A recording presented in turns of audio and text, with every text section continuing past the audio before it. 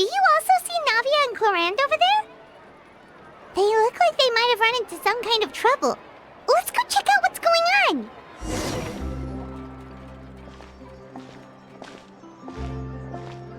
on! Still no dice? Not at all. And I've asked pretty much everyone in the court of Fontaine already. Lynette's ears drooped as soon as she heard that we'd have to be out and about for days on end. And Fremine, he hid himself under his helmet as soon as he realized there'd be people around that he didn't know. What about Chiori and Charlotte? I feel like both of them would be more than up to it. I've asked them already, but they're both pretty busy right now. I just gave the members of the Spina a few days off, too, so I don't want to bother them either. This is getting pretty difficult. Navia, Clorinde, what's up? Oh my. Well, if it isn't my dear partners. How are you all doing? Huh. Navia? Huh? Oh, you mean... Yep, this is our chance. Do you need our help with something? Oh, precisely.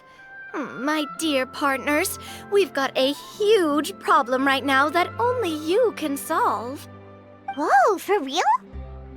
Absolutely. We've already exhausted all our other options. Traveler, Paimon, would you join us and play Marechaussee Hunter Judgment Day? Marechaussee what now? It's a new game script by the Tabletop Troupe, a local roleplay adventure club. Ever heard of the Tabletop Troupe? They put out games that allow you to participate in a story and roleplay characters with your friends. Oh, I've loved their stuff ever since I was a kid. That sounds super interesting. Clorinde and I are both veteran members of the club. Recently, someone came up with a new script and was looking for people to help playtest it for them. And when they asked, of course I couldn't refuse. I mean, come on, a brand new script? Nobody has ever played it before. Generally speaking, scripts at that level of development have a lot of issues, but I think this one is pretty solid. The author obviously put a lot of work into the story, and the world building is also quite credible. Whoa. I know I was the one that handed you the script, but some of us haven't read it yet. No spoilers, please. Anyway, the script calls for a team of 4. Ah, yes. We're missing one final player right now. So, you're saying you'll help us out? I knew I could count on you, partner. Paimon and the Traveler are kind of a package deal. Is that okay? That's not a problem. I'll adjust the pace based on the actual number of players, and ensure that everyone has a good time. Well, Traveler, what do you think? Wanna play? Paimon will follow your lead. Well, that solves our problem. You have our thanks. Woohoo! I'll go grab the script manager from the club right away. The script manager? Didn't you just say that you gave Clorinde the script? The club introduced a completely new kind of gameplay for the script. In this iteration, the Game Master's version of the script is incomplete. The script manager provides the next part of the script only after players have completed the current list of objectives. On top of that, in order to increase player immersion, the club has created some of the story's sets and scenes in real life. We'll only know where we should go once the script manager reveals the starting location. Wow, you're right. Whoever wrote this script really did put in a lot of work. And it's got a real healthy amount of suspense, right? I mean, even the GM doesn't know how the story will end. I look forward to experiencing it with you all. Why don't you go meet up with the others first? They should all be waiting at Chioria Boutique. I'll come over with the script manager as soon as I find them. Sounds good. Remember to always watch where you're going, and don't rush. You say that like I'm 6 years old or something. Let me think. What kind of character should I play this time? I just hope you'll pick up some useful skills this time. Oh, and stop trying to persuade every animal you come across.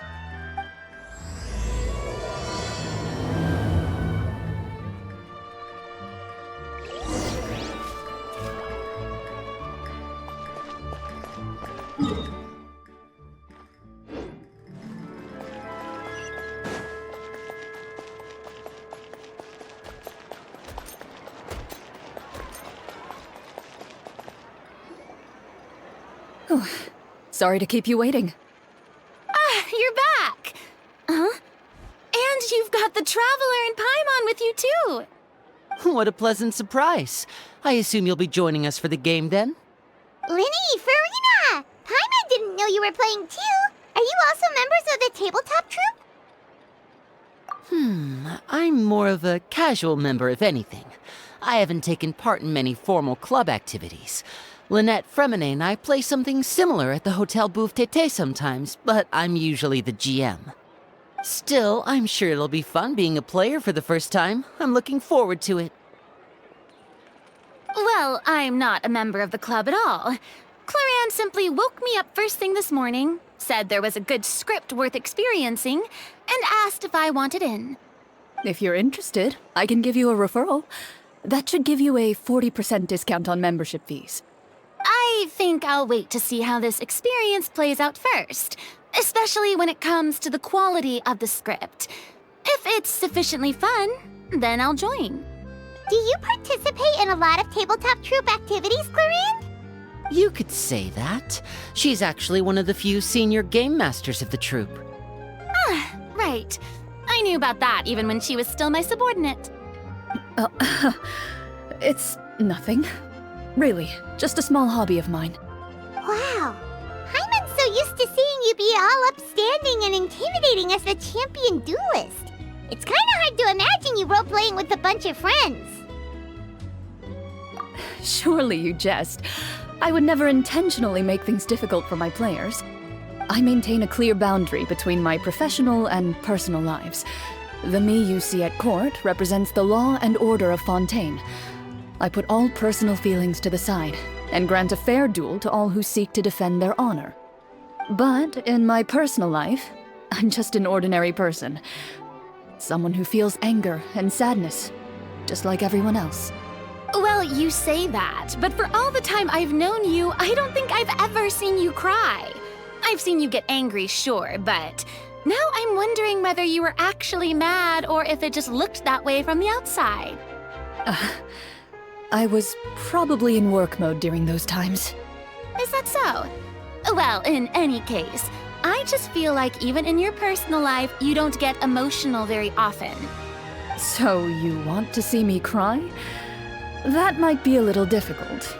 A show of anger, though, that might be something I could accomplish. No, that's not what I meant.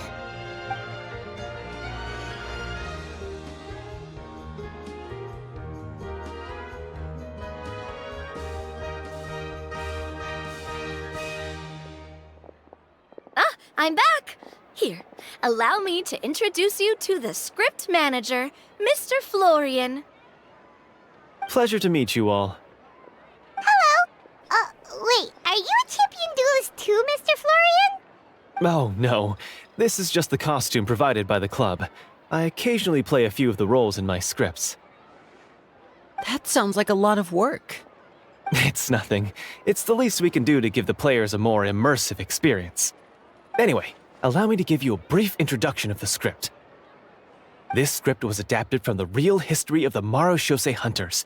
You all will play the role of hunters from a bygone era and resolve a series of events unfolding in the capital. Paimon's not super familiar with the history of the Marechaussee Hunters. Is that a problem? Oh, no problem at all. I can give you a brief rundown. So, basically, Marechaussee Hunters were people who dedicated themselves to hunting monsters and protecting the city by using a special swordsmanship technique passed down over generations. Their story can be traced back to the ancient Remurian dynasty, as well as the first hunter, Cassiodor. But I'll leave the finer details for you to seek out and discover later. And I'll provide additional commentary as the story progresses.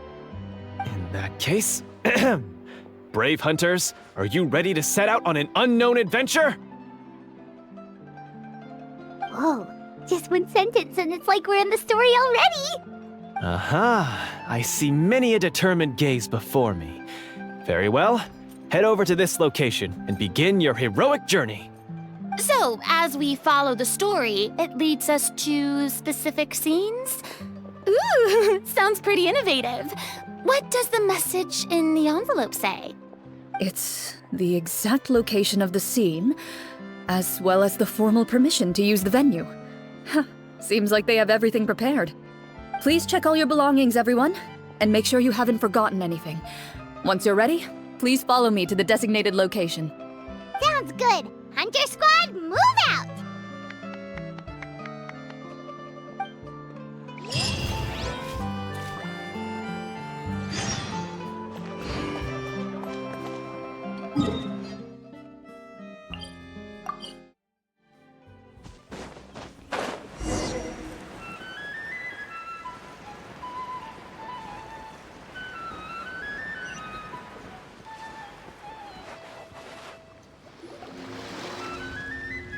Whoa, they really have thought of everything.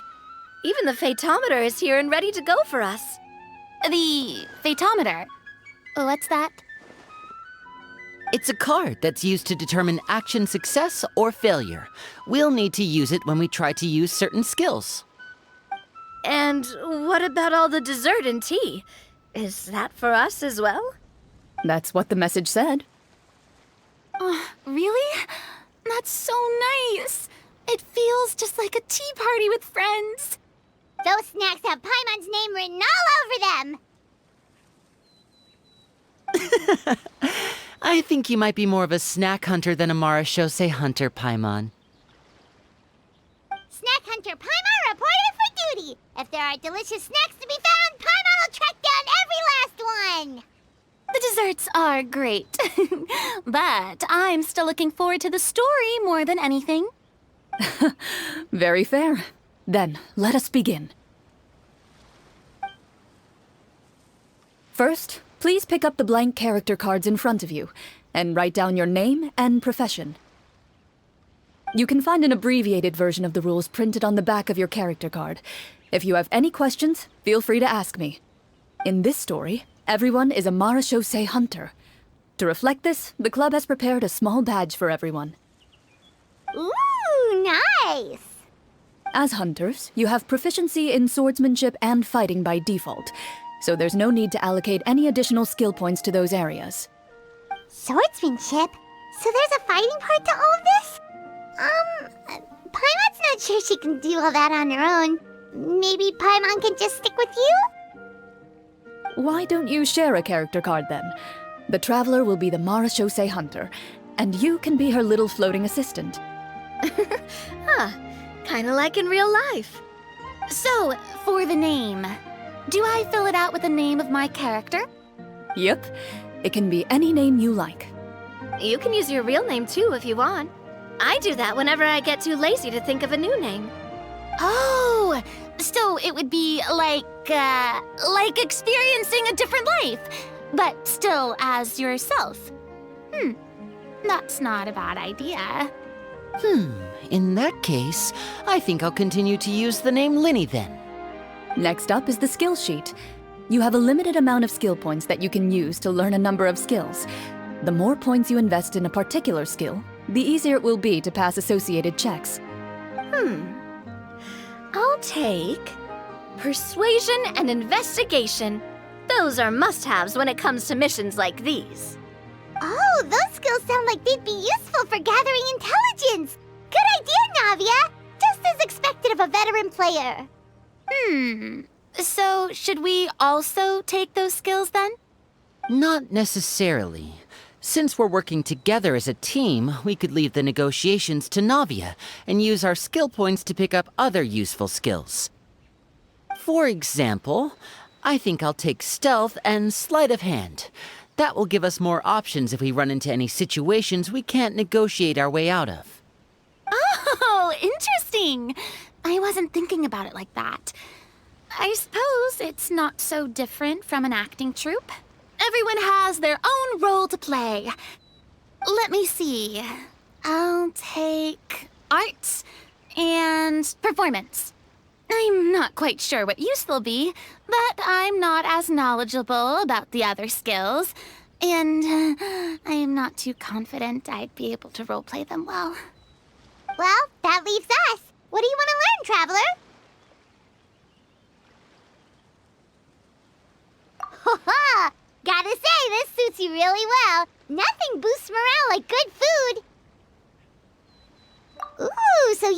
help people when they're injured. That's nice of you. So what do you think? Are you sure you want to learn these 2 skills? Let's see.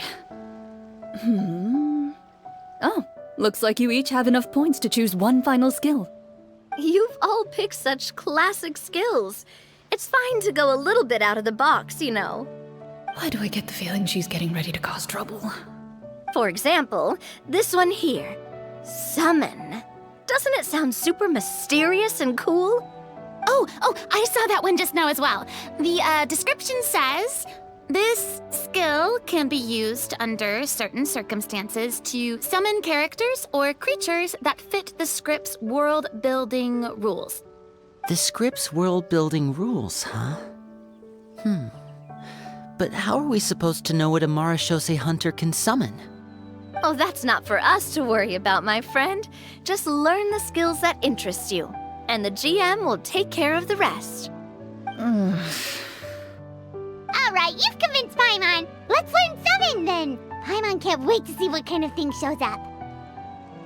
Well, now that everyone's more or less finished creating their characters, we can begin. Since 2 of our players are doing this for the first time, though, let me ask.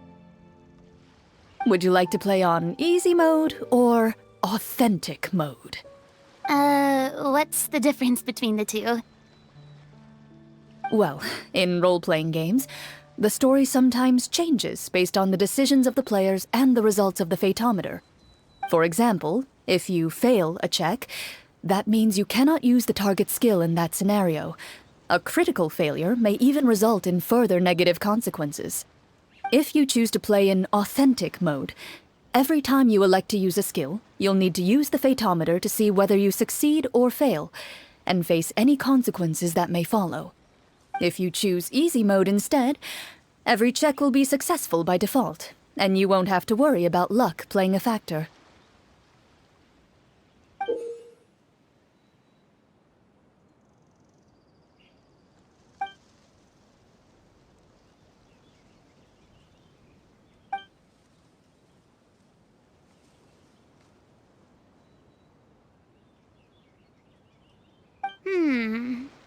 Given that I'd like to focus on the story, I suppose I should pick easy mode.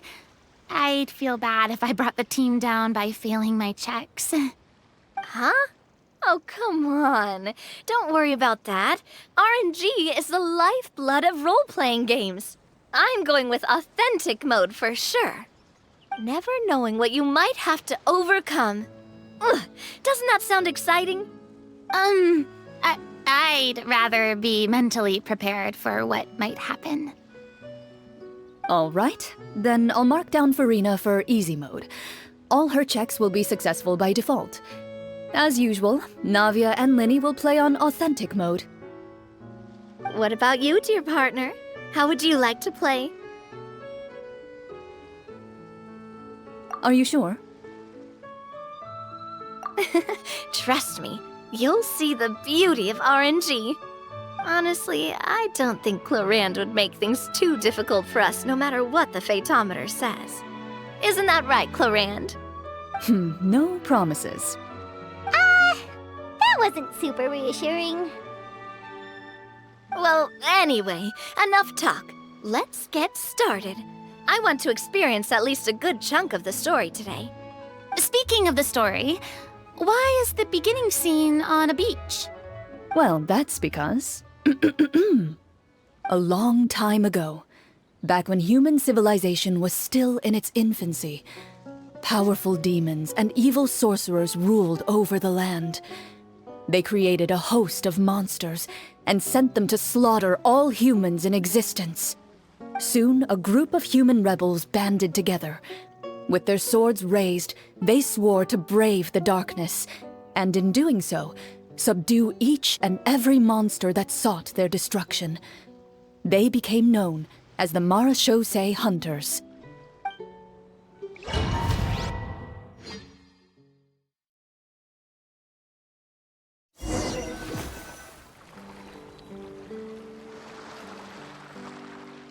Sometime later, as a member of the Marashose Hunters, you receive a commission. Following the address provided on the message, you take a boat and arrive at this strange city. As you inhale, you can taste the slightly salty air of the docks as you begin to survey your surroundings. There aren't many people in the vicinity, but you do take note of a few others who, like you, seem to be sizing up this place. Your eyes meet, and you realize these people are fellow marechaussee hunters, likely led to this location after receiving the same commission as you. You're all marechaussee hunters too, right? Allow me to introduce myself. The name's Navia, monster hunter by trade and helpful neighborhood businesswoman on the side. What say you to traveling together? We can help each other out on the road. Okay, count me in. My name is Linny. I've been wandering since I was little and picked up a few less than legal tricks along the way. I was adopted by a marechaussee hunter and later chose to follow in his footsteps. Is this where you introduce your character to everyone? It sounds like they've done this dozens of times. My name is Farina, and, I grew up in a noble family. I always had a strong interest in performance and the arts. Even though I'm a marechaussee hunter, what I really want is to be a performing artiste. Hey, that's really cool. You can do it, Farina. That's exactly how it's done. Paimon is Paimon, a good friend and companion to this marechaussee hunter right here.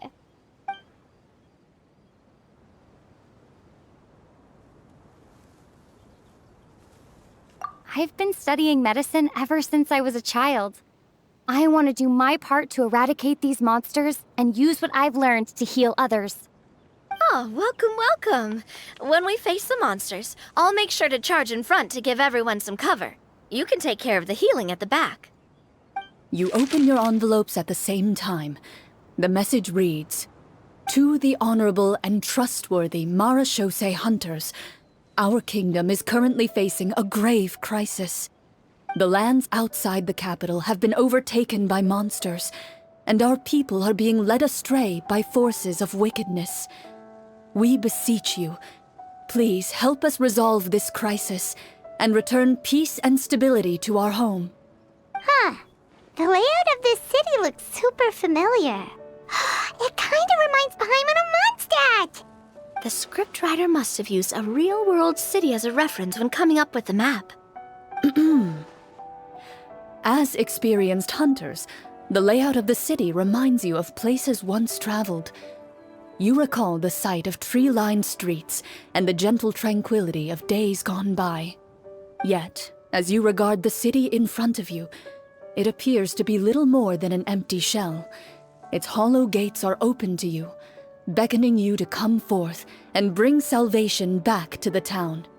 I carefully read every line of the letter and turn my attention to the signatures at the bottom.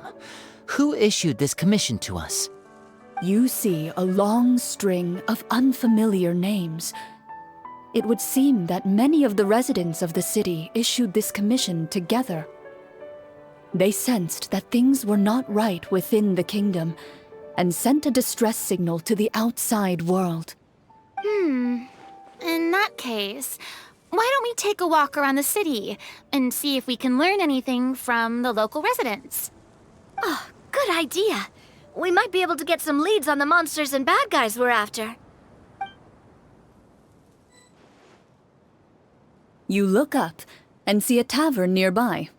It appears to be open for the day. Why don't we go check out that tavern? If the novels I've read are anything to go by, taverns are usually full of information.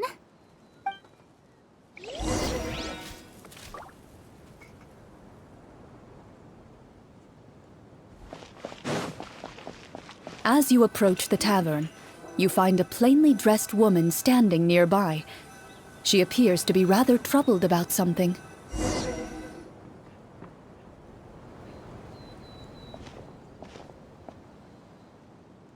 Greetings, friend. Lovely weather we're having today, don't you think? Oh, hello. I suppose you're right. The weather today is quite lovely. If only those monsters out there would stop causing trouble. It seems like every character included in the script has a certain amount of useful information to offer. If we keep asking questions, we might be able to get some good leads. Oh, come now, don't be sad. Life is all about optimism. Oh, that reminds me. What did you have for breakfast this morning? Huh? I don't think that's the kind of question we're supposed to ask. Nothing turns a frown upside down like good food. How about some macarons? I could make you some. You didn't even take cooking as one of your skill proficiencies. That's not necessary, miss. Excuse me for saying this, but you don't really look like a chef. Besides, I'm not really a fan of sweets. So you're someone who barely smiles and doesn't like sweets. You're really starting to remind me of this one friend of mine. Hey! Did she just... me? Clorinde must have broke character for a second. This isn't getting us anywhere. Traveler, maybe you can think of something.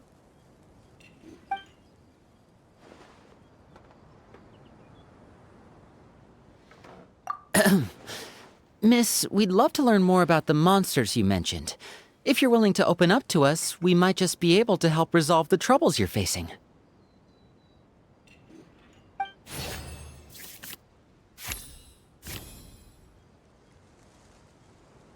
You weren't even the one that learned persuasion. My troubles, you say? I'm not sure they're so easily resolved, but I suppose it wouldn't hurt to share them with you. A horde of monsters suddenly appeared near the capital recently, so all the guards were dispatched to fight them.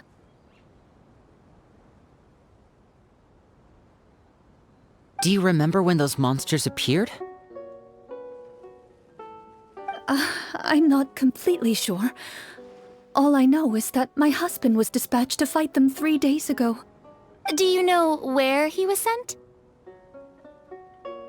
It all happened so fast. When we said our goodbyes, he couldn't even tell me where they were sending him. You have our thanks, friend. We'll find and defeat those monsters as soon as possible. We sincerely hope your husband will be able to return to your side soon. Oh, thank you. Don't worry.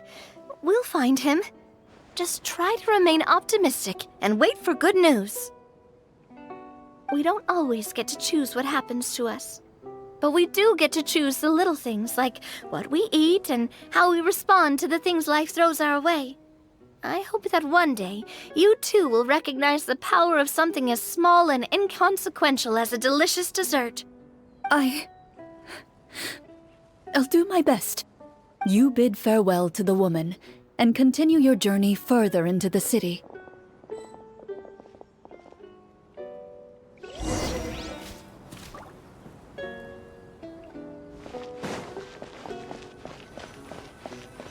As you venture further into the city, the streets appear largely empty.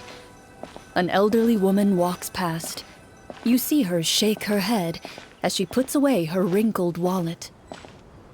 A nearby merchant folds his arms and gives you a disdainful look. You get the impression that he's someone who has long gotten used to the sight before him.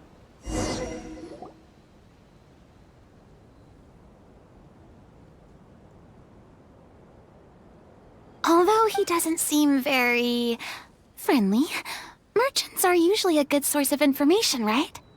Pardon me, sir. I'd like to ask a question if I may. That depends. How much are you willing to pay? How about this much? What do you take me for? Some lowly beggar? You can't even buy half an onion with that amount. Surely an onion can't be that expensive, right?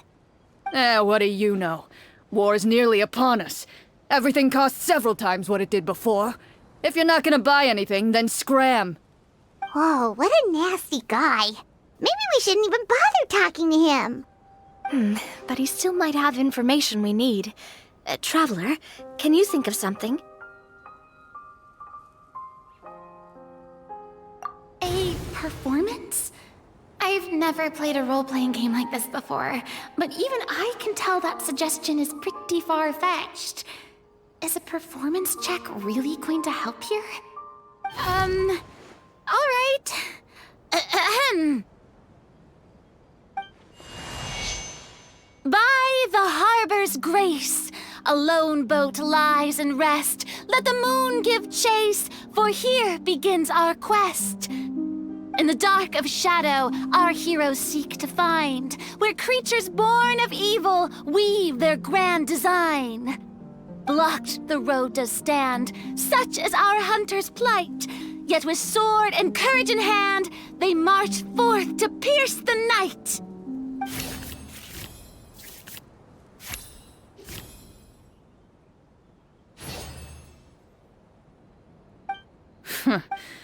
I don't recall asking for a bardic song. Don't expect me to give you any coin. But if you meant what you sang, and you are indeed some kind of hunter, then by all means, please, go out and kill those monsters for us. Those monsters are camped outside the city, and they've been destroying all our trade routes. We have limited reserves within the city, so if this continues, we're all gonna be in big trouble. Wait, you're saying no one has put a plan in place to distribute supplies or maintain order? We could all starve and those nobles in the palace wouldn't even break a sweat. Who knows? Maybe they've been in cahoots with the monsters all along. That is concerning. Yeah, alright, I think I've said more than enough. Be on your way now. Got it. Thank you, sir. Don't mind him, Farina. He just doesn't have enough taste to appreciate your art. No. I was just thinking about how those nobles must be so cold-hearted. It's like they don't care about their people at all.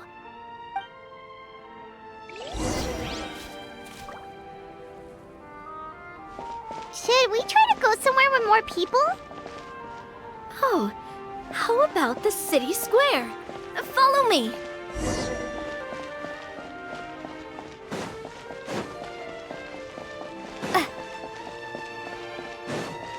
Before you lies the city's central square. You see a man with a slightly anxious look on his face, pacing back and forth, his head hanging low. He doesn't seem to notice your approach.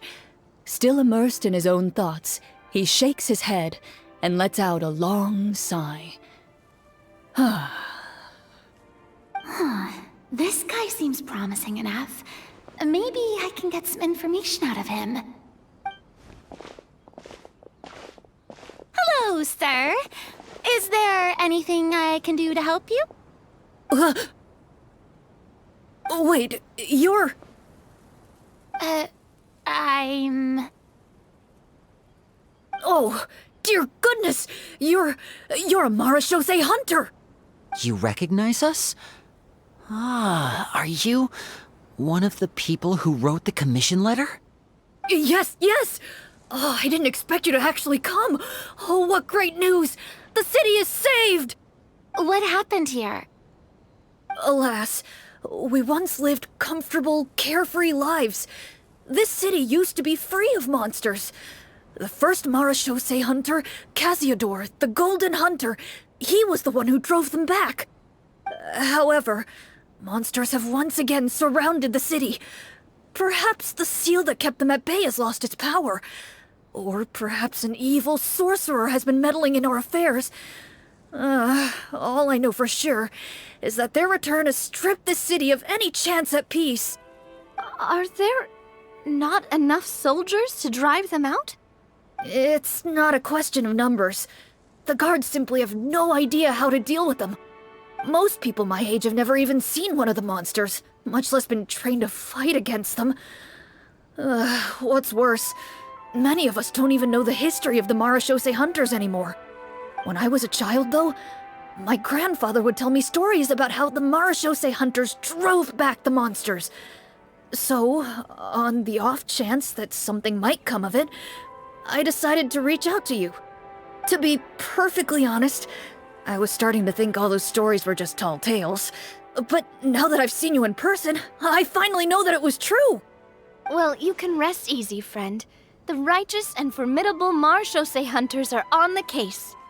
The man is touched by your determination and resolve. His eyes begin to well with tears of relief. Still, if we are going to hunt the monsters, we need to know where to find them. Can you give us any leads? All I know is that the area outside the city is dangerous.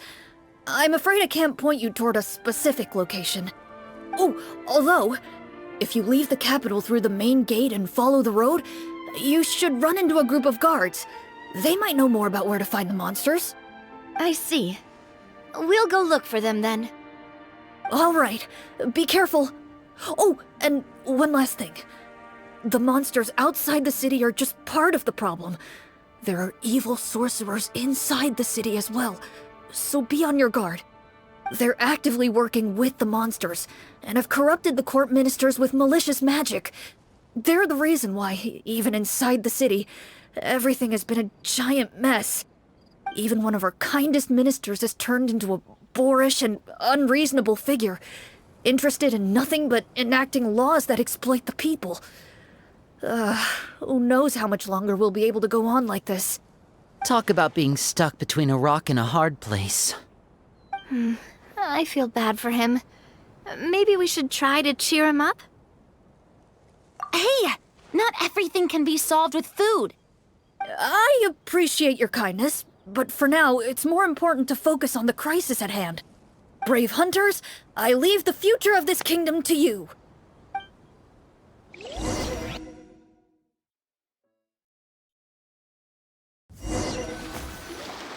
If I understood correctly, there are currently 2 problems in the kingdom that need solving, right? Exactly. We need to defeat the monsters outside the city and take down the evil sorcerer stirring up trouble from within. But which problem should we tackle first? Well, this seems like a good moment for a break. Take some time and discuss what you want to do. Let me know when you've made your decision. I really didn't expect the people in the city to keep us at arm's length like that. I totally thought the hunters would be treated like heroes. Well, Clorinde said the script took cues from the real history of Fontaine, right? Maybe the real-life Marechaussee hunters were also treated like that. I wouldn't say it's a perfect representation of history, but there are definitely some similarities. Would you like to hear more about it? Sure. As long as it doesn't spoil anything in the script. You brought up bits and pieces of the hunter's history before, but it was all in passing. Paimon wants to know too! The hunters were super powerful, right? Were they all from a special line of supernatural beings or something? Kinda like the yokai in Inazuma? No. All Marechaussee hunters were ordinary mortal fighters. The only thing that set them apart were the special sword techniques passed down over the centuries. Huh? So you mean anyone could become a Marechaussee hunter? In theory, yes. All you would need to do is survive the rigorous training and master the swordsmanship techniques required to fight the monsters.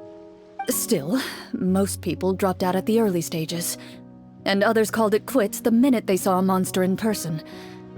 To become a hunter, you must be strong in both body and mind. What kind of monsters did the hunters fight exactly? Oh, and the evil sorcerer the script mentions. Did they exist in real life too? The land of Fontaine once played host to an ancient dynasty known as Remuria. After that dynasty fell, monsters began to appear, intent on obstructing humans from establishing a new social order. One of the ancient sorcerers of Remuria used his power to assemble a formidable army of golems. He sought to use that force to establish himself as king. Now wait a second. Don't tell me that guy was the inspiration for the evil sorcerer in the script. We still haven't found any in-game information on him yet. So, why don't you talk about someone else for now? Well, I wasn't planning on going into anything you might be able to find out in the game. But if you want me to talk about something else, then How about Casiodor, the Golden Hunter? Or Egeria, the ex-Hydro Archon? Wait, but those people are all from a super long time ago. Where did you learn all this, Clorinde? From my master. By master, you mean Miss Petronia? Someone you know? Absolutely. Miss Petronia and my father were good friends. Back in the day, she would often bring Clorinde over to play, but then... Let's not get off topic. Anyway, back to what I was saying. Responding to Egeria's call, a number of warriors followed Casiodor into battle against the monsters. This group of warriors, under Casiodor's leadership, became known as the Marechaussee Hunters. Yet, as Fontaine entered an era of peace, their work gradually became obsolete. The Marechaussee Phantom, originally an association made up of hunters, eventually came to be predominantly comprised of Melusines. Ah, I see. That explains why most of the people in the script have forgotten the hunters or think of them as nothing more than a legend. Is that really a bad thing, though? It can get tough always being the one shouldering everyone's expectations.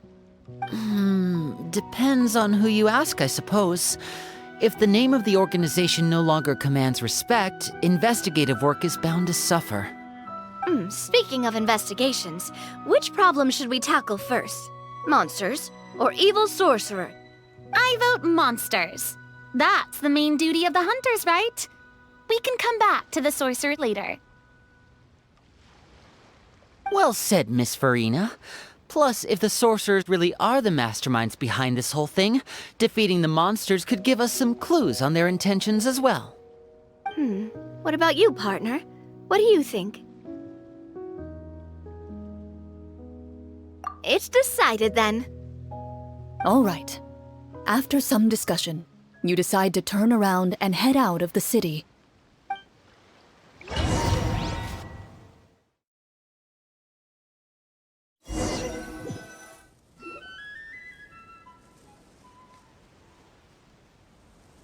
Let's take a look around, like that guy said. You there! Outsiders, halt! Who's there? An armored man approaches you. He has a tall, muscular build and a determined expression in his eyes. Just one look, and you can tell he's fought in his fair share of battles. Although he's trying his best to conceal his current state, his uneven gait and the sweat dripping down his forehead make it obvious that he's been wounded and is in serious pain. I'm the captain of the guard. I saw you sneaking around the city earlier, so I'll only ask this once. State your purpose, or it's off to the dungeons for the lot of you. Wow, it's been a while since someone's been this suspicious of us. I said talk, not whisper between yourselves. Have you ever heard of the Marechaussee Hunters? Marechaussee Hunters? Ha! That fairy tale, you mean? What, you expect me to believe you're one of them?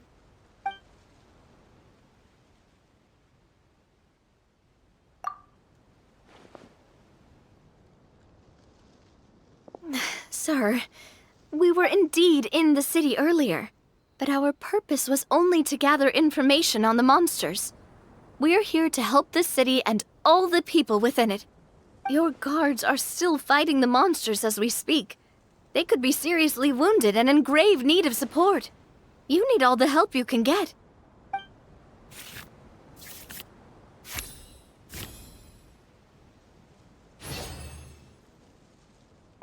The man regards you with doubt and concern. After a period of inner struggle, he lets out a long sigh and informs you of the locations where the monsters have appeared. Those monsters aren't easy to deal with, but if you insist on going, I won't stop you either. I just hope all the guards will be able to come back to their families alive. I wish you the best of luck.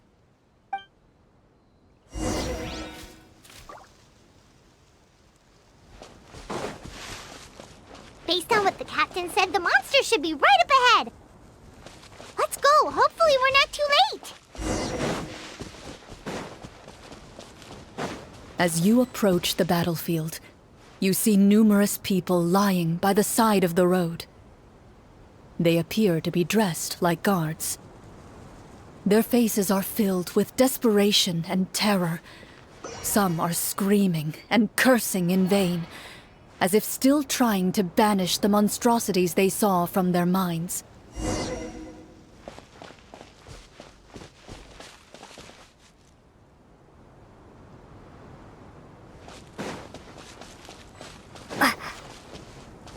A few of the wounded look up at you in shock and disbelief.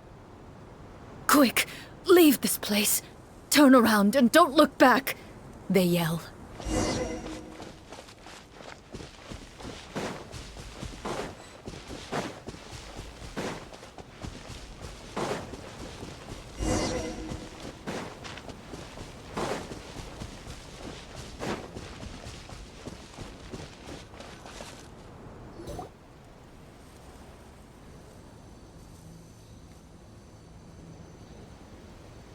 This is the place he mentioned, right? You see broken iron swords scattered all around you, and downed trees riddled with terrifying claw marks.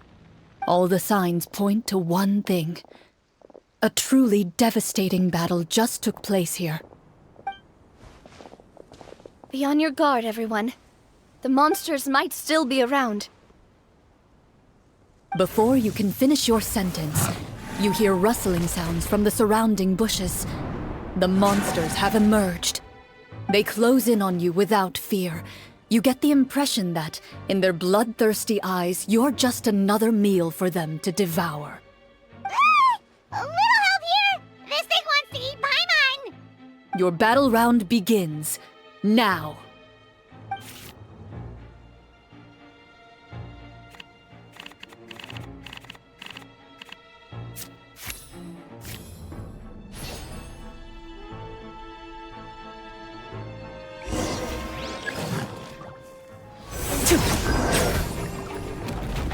The monsters let out a terrifying roar of anger and resentment before dissipating into thin air.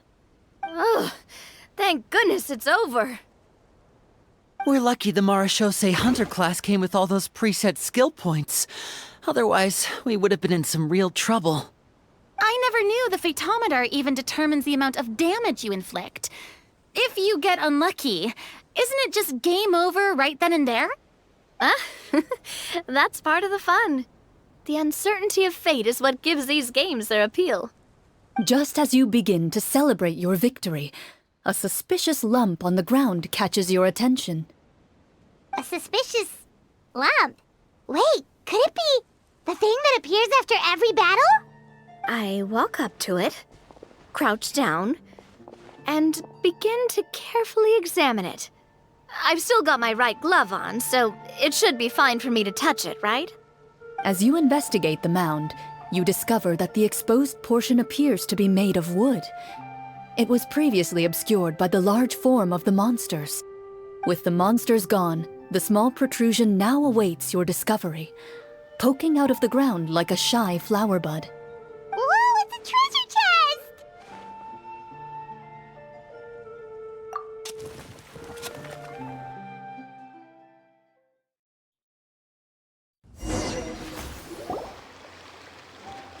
With everyone's help, you successfully excavate the wooden chest from the ground. Even without opening it, you can tell from the mora and jewels scattered around the chest that it must contain quite the fortune. Makes sense. We worked hard for this. Let's open it and we can share what's inside. I can understand your excitement, Paimon, but think about it. Doesn't it seem like there are people out there who need this treasure more than us? Yeah. Think about all the people suffering in the capital. Or all those guards who got hurt fighting the monsters. Wouldn't it be better if we gave the treasure to them? Wait, is that how it works? Paimon thought since we were the ones to dig it up, we could just take it for ourselves. Well, let's put it this way. Any decision you make during a role-playing game can impact the future course of the story. But would the people really believe us? It's hard enough for us to prove we're Marchese hunters. What if they think we procured the treasure illegally? They might get even more suspicious of us. That's definitely something we should consider. Maybe we can come up with an explanation in advance. Well, if donating it could cause that much trouble, why don't we use it to buy some gear and fill up on good food? Then we'll be ready to fight even more bad guys. Looks like you're facing a difficult choice once again. Well, it's getting late. Why don't we call it a day for now? Wow, where did the time go? I'm not sure if it's because I'm having so much fun with you all or because the story is particularly enticing, but I feel like I could almost keep going. Here, here. Ooh, how about we play through the night? I'm not sure I'll have enough energy for that. Yeah, that won't work for me either. Lynette will give me an earful if I get home too late. I understand how you feel, Navia, but we have to change venues for the next part of the story anyway. Huh? Another location? There's a special note for the GM at the end of this section that says to proceed to an indoor set for the next part of the script. Whoa, they really pulled out all the stops for this new script. Well, even if we end the game for the day, we can still stay a little longer and hear Clorinde finish her story, right? Paimon wants to hear more about the history of the hunters. Something tells me you just want to finish the free desserts before we break for the day. That's just a coincidence, okay? Besides, to Paimon, not finishing free food feels even worse than having to buy her own. And anyway, Paimon really does want to hear more about Clorinde's master. Well...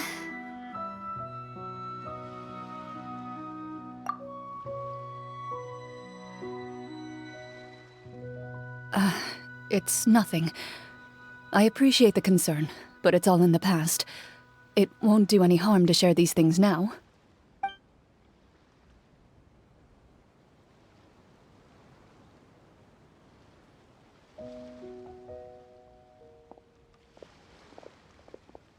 My earliest memories are of living with Master.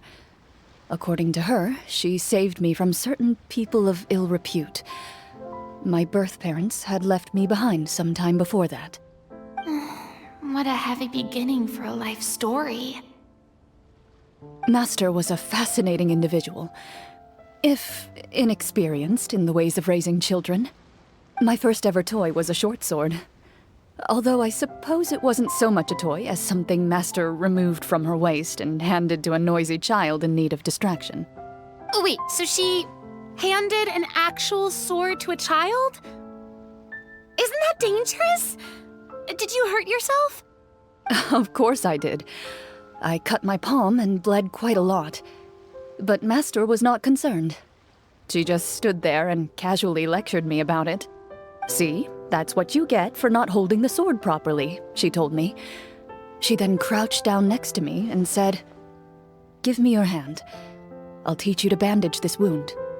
After that, it's time to learn how to truly hold a blade."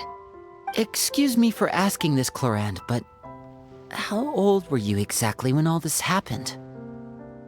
Probably around, 3, give or take. 3? Isn't that when most kids are still struggling to hold a fork? As I said, Master was rather inexperienced in the ways of raising children. She believed trial and error was the best way to teach a child what they're capable of.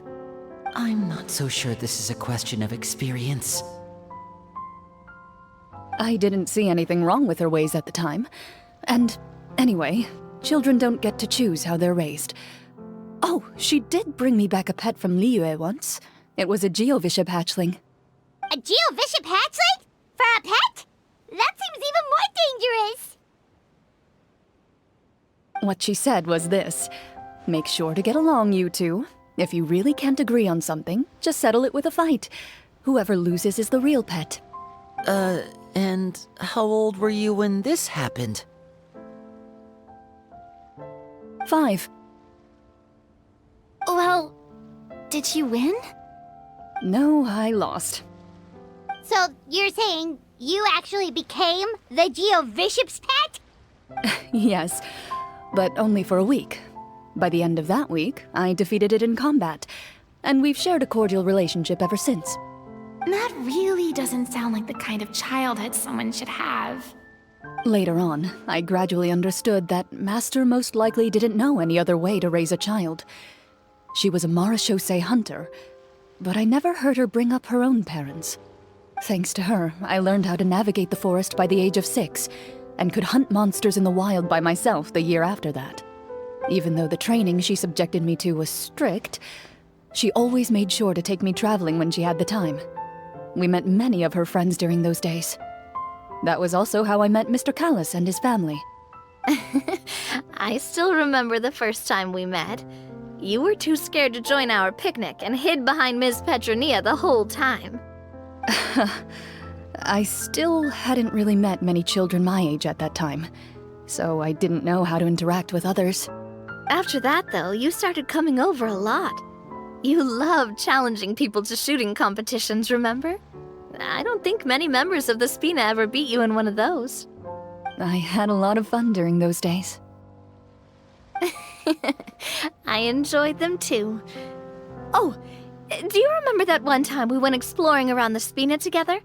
We overheard Papa call your master Fontaine's Protector of Justice. We tried to pretend like we never heard anything, but you nearly let it slip that one time.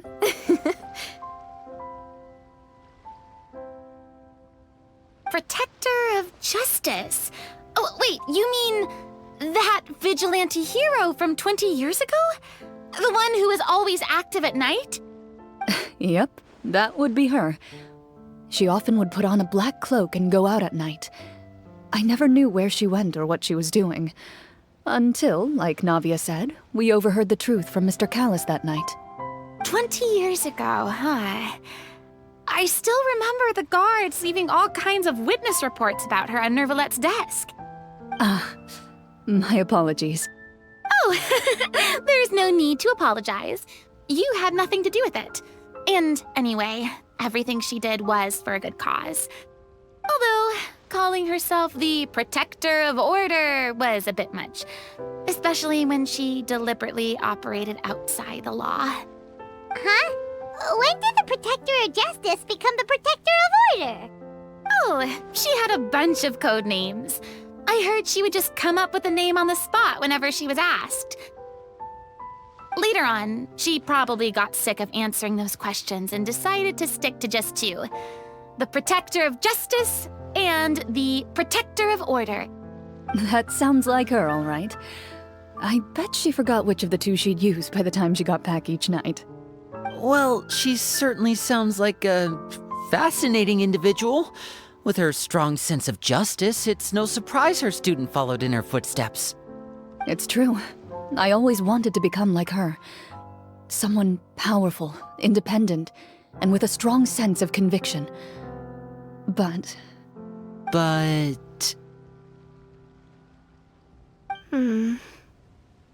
She suddenly disappeared the night I turned 10 years old. Disappeared? What happened? I have no idea. She didn't even leave a note. I was never able to find out where she went. That night, I was celebrating my birthday at Navia's house, but Master never came to pick me up. When I returned home on my own, it was to an empty house.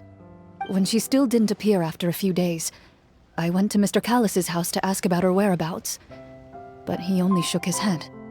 Papa probably didn't know either. I know he sent a few people to investigate the matter in secret, but they never found any credible leads. Don't worry, I understand. To be perfectly honest, given Master's personality and way of doing things, it all made a lot of sense. If I had to guess, I'd say she probably used it as an opportunity to force me to become independent. Just like how, when a litter of kittens reaches a certain age, the mother willingly leaves them behind. Were you upset, Clorinde?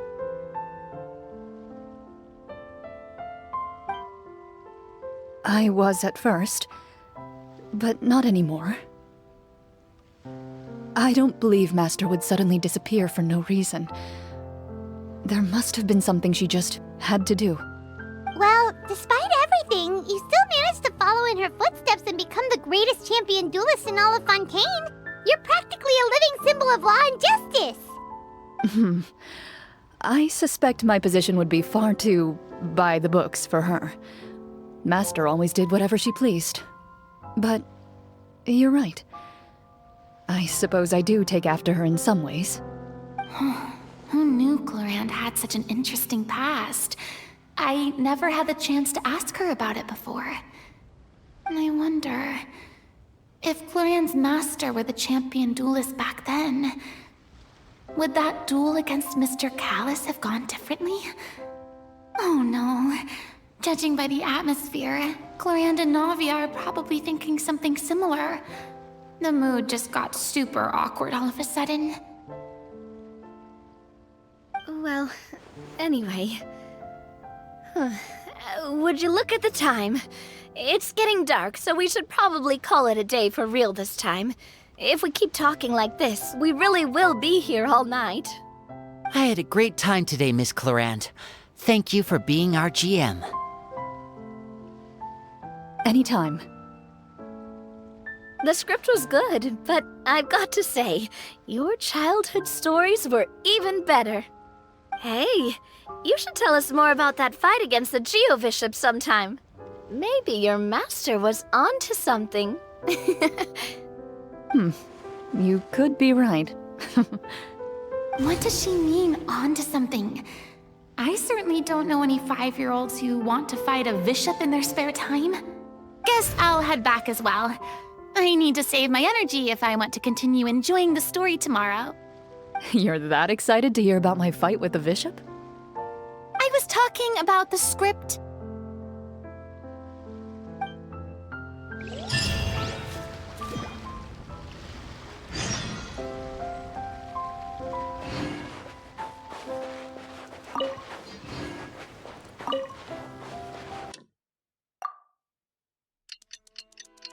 What could the... Let's go meet up with the group! Paimon's really looking forward to today's story.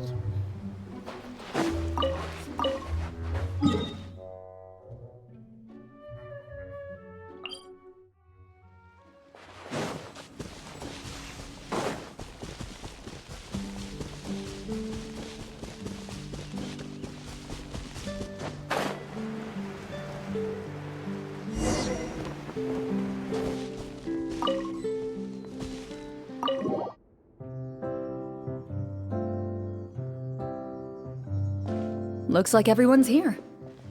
Now, before we begin, why don't we finish where we left off yesterday? There was an important decision to be made, yes? I'll pour everyone a cup of tea. Is that really the most important part, though, Clorinde? Paimon's more concerned about our current surroundings. Heavy walls, cold railings, dim lights. This is obviously supposed to be a prison. I admire the work put into the set. Still, it's obvious the scriptwriter has never paid a visit to the fortress of Meripede. So the set is going to be a part of the script? Unfortunately, that is something I can neither confirm nor deny. Anyone think Clorinde's smile is starting to look kinda scary? Well, whatever happens, we'll just have to push on. But first, we should really figure out what to do with this treasure. If we're worried about arousing suspicion because of our identity, why don't we give ourselves a different name, just like Clorinde's master did? Yeah, it might be better to keep a low profile. As long as we're helping people, it doesn't matter who we are or what we're called. Staring at me won't get you anywhere. Or did you want some more tea? Oh, Paimon's good. Thanks. Why aren't you saying anything, Navia? Wait, what's that next to you? Oh, this is the short sword Clorinde mentioned last night. I found it. Huh. I'm surprised you managed to track it down after all this time. Well, I made sure to take good care of it, considering the circumstances in which you gave it to me. Of course I had to keep it safe. Anyway, where were we? Oh, right. I was just thinking about all the potential ways for us to break out of prison. We could dig a tunnel, or try to bribe the guards. Wait, we haven't been thrown into prison yet, have we? Well, it's only a matter of time. It pays to be prepared. Just like how you should always have an umbrella on hand, even when it's sunny. All right, Paimon's made up her mind. Let's just give the treasure away. Paimon may have wanted to keep it, but if it's going to land us in prison somehow, Paimon will be too upset to enjoy her snacks. So, you've reached an agreement? All right then, we can continue with the story. Oh, and we'll collect all the scattered pieces of treasure on the ground as well. All right. You collect the treasure and make your way back to the capital with your bag of loot in hand.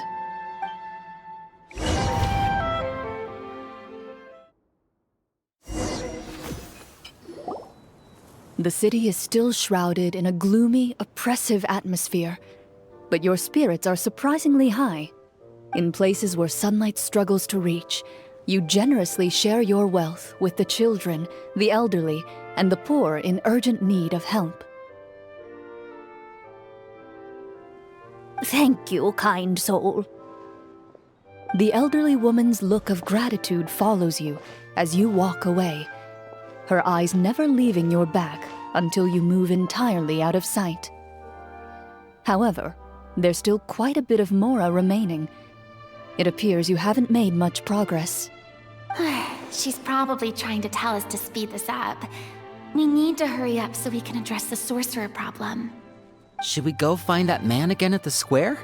He seemed like a pretty responsible guy. I'm sure he knows the people here far better than us. Oh, good idea! Just as you start to make way to the square, intent on finding the man again, there's a voice.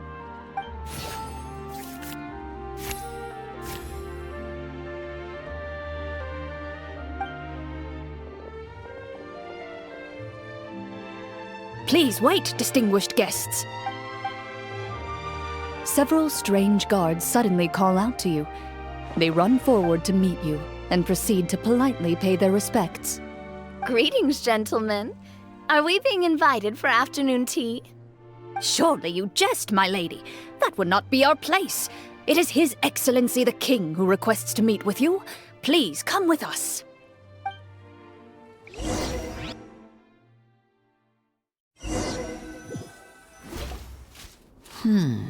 Do you think this could be a trap? Well, we have to investigate the court at some point, right? Meeting the king himself would be a fantastic opportunity to do that. I say we go for it. If something happens, we'll just turn the whole place upside down. That sounds a little intense. After a quick discussion, you nod to the guards and agree to follow.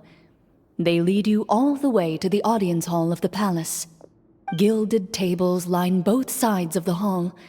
The space itself is adorned with all manner of expensive antiques, glass shelves, and silver candlesticks. The items appear quite ordinary in size and dimension, yet their presence somehow makes the emptiness of the hall feel even more surreal and ominous.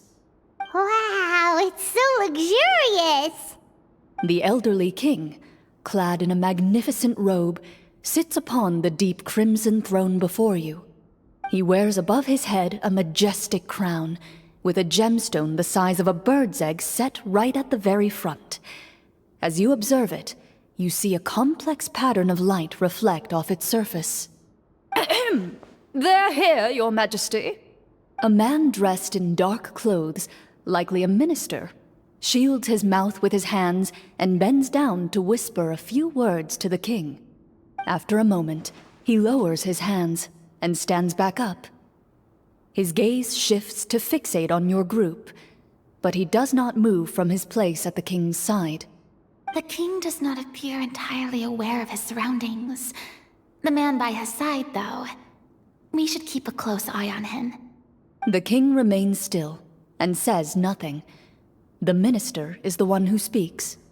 Esteemed guests, allow me to thank you for coming to our faraway kingdom. Unfortunately, His Majesty the King finds himself quite exhausted from work. So please allow me, his Prime Minister, to welcome you in his stead.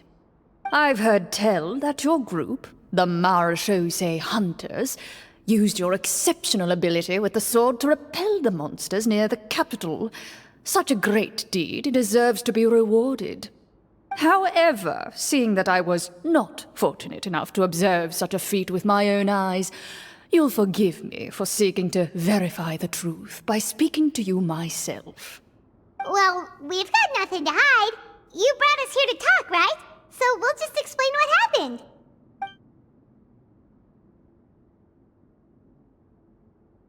The golem's blades were so powerful, they could cut down trees in a single swipe. It took a lot of effort to defeat them, even for trained swordsmen like us. Well, that was enough details, right? Believe us now? Your account does indeed match those of the survivors. Since you were the ones who defeated the monsters, that must mean you are also in possession of the treasure they stole?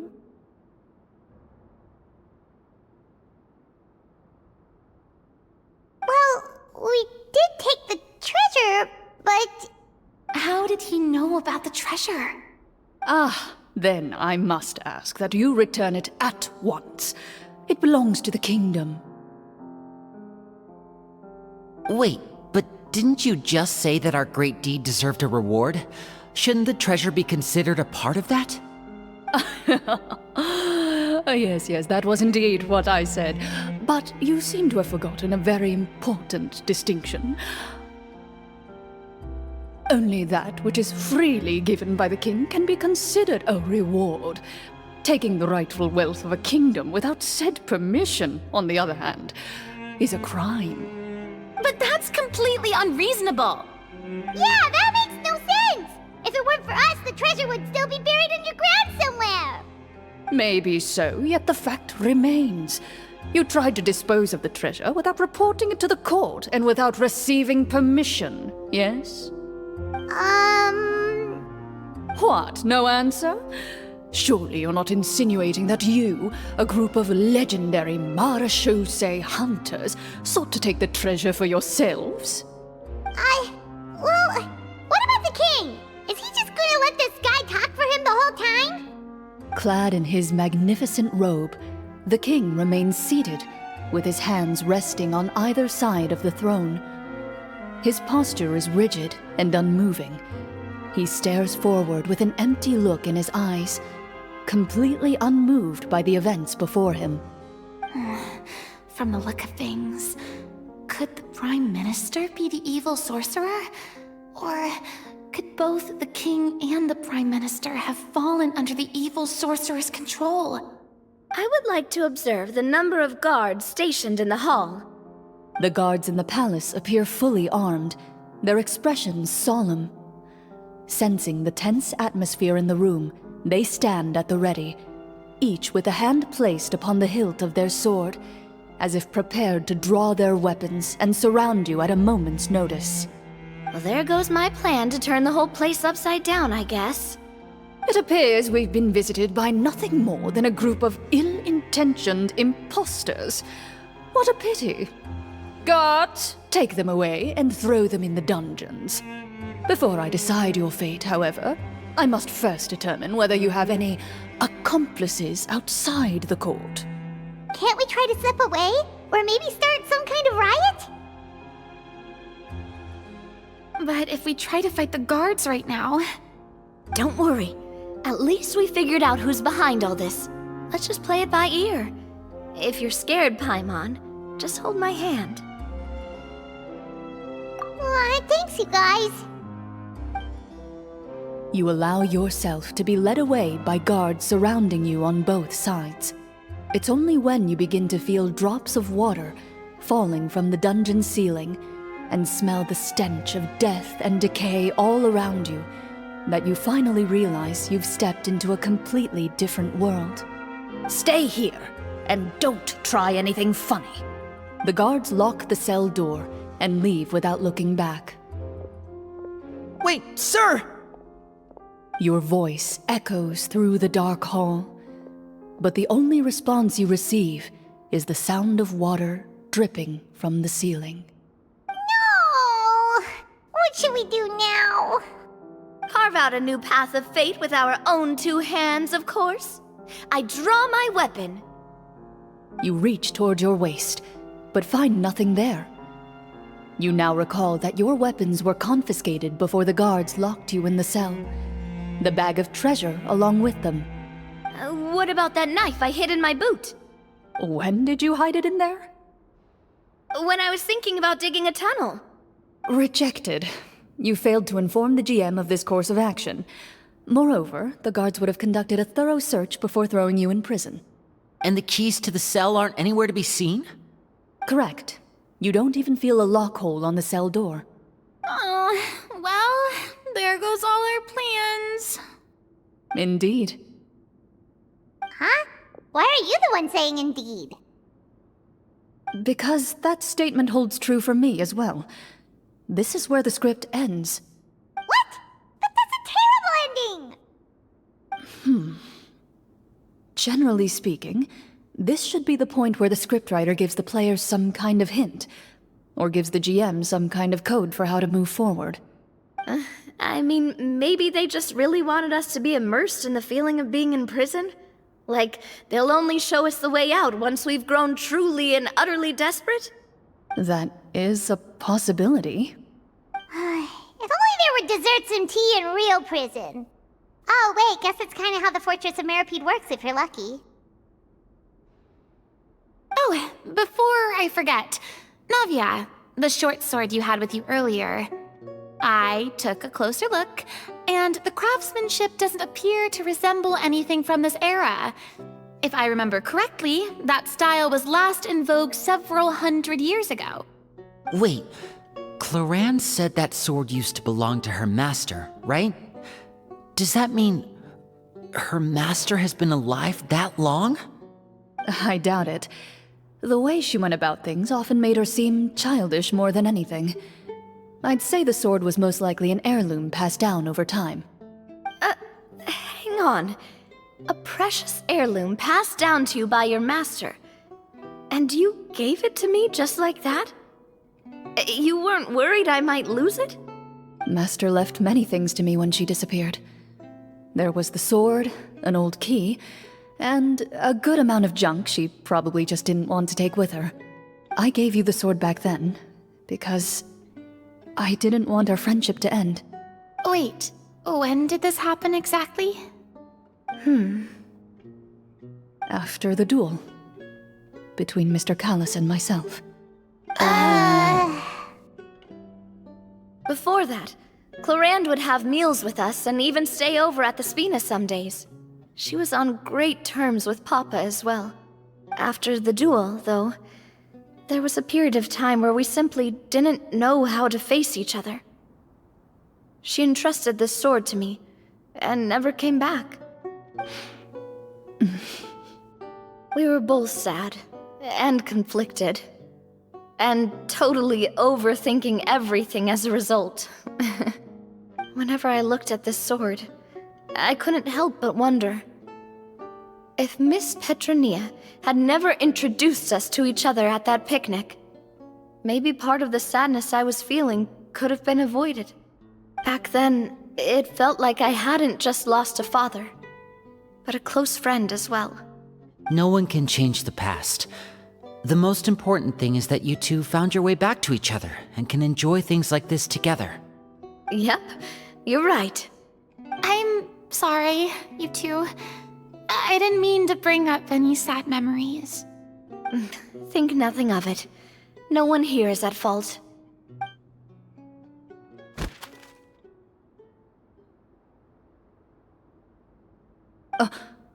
Huh?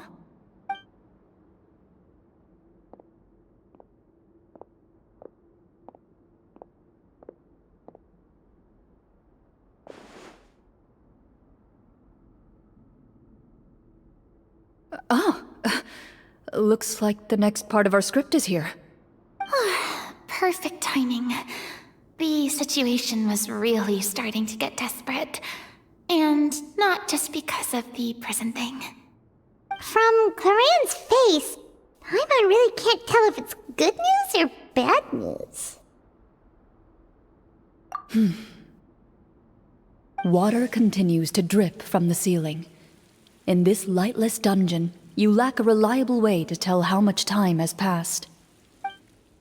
Eventually, you get used to the unpleasant odor of straw, mold, and rust, and find yourselves alternating between fits of drowsiness and despair. Suddenly, you hear footsteps outside the door. Heads up, everyone. Someone's coming. Gather close, everyone, and keep your voice down.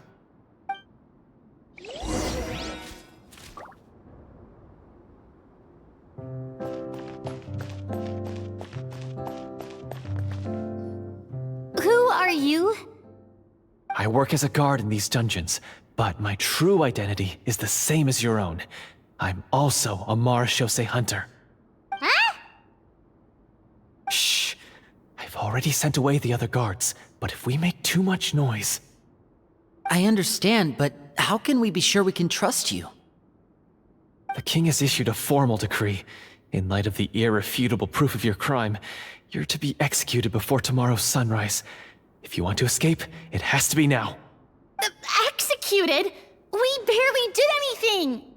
Monsters appearing at the same location as the treasure. Could this entire thing have been a trap? There will be time for speculation once we're out of here. As for my identity, I have no way to prove that to you just yet. Infiltrating the capital was difficult, and finding a chance to speak with you has taken a lot out of me. I could go on, but I think we can all agree that now is not the time for details.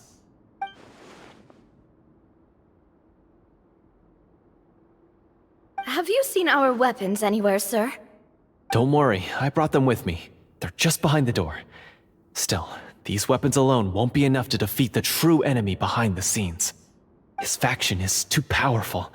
The guards are all under his control, and he's even stationed a number of golems in various rooms throughout the palace.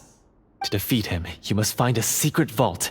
It is said that within that vault, the Marechaussee hunters of the past left behind a treasure with the power to defeat the sorcerer. You're not coming with us? No, I'll remain in the dungeons to deal with the guards. I'll try my best to distract them so they don't go after you. As long as my identity is not revealed, I'll be able to aid you when the final battle comes. In that case, please stay safe. Thank you for your concern. I will do my utmost. As for the location of the vault, here, this map should lead you there.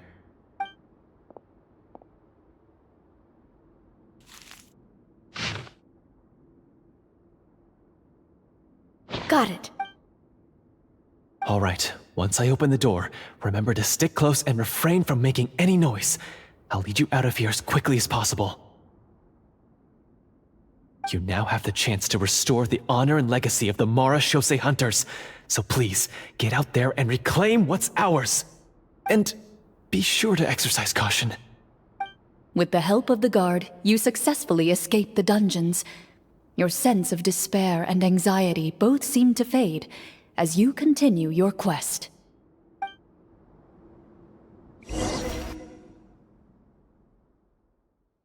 Wait, we didn't get to use our skills at all while we were in prison. Who knows when we're gonna get the chance to use that cool summon spell? That is a pity, but we can only continue to move forward.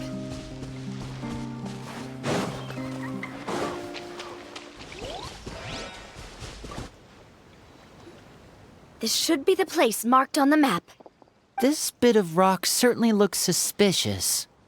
Well, I'd say an investigation's in order then. Plus, if all else fails, we can just blow it up. Wow, you really meant that! Before you lies a serene stretch of open water, its surface shimmering a brilliant shade of sapphire blue. Well, guess this means it's time for a swim!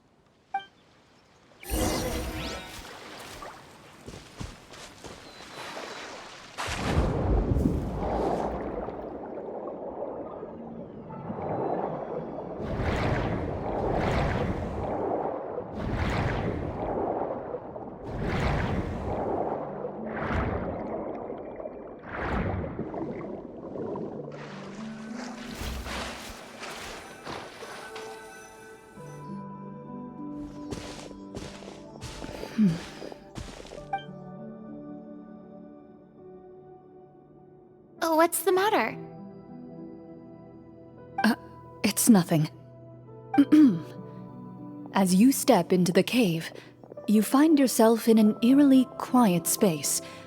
Before you lies a narrow passageway that appears to trail off endlessly into the distance.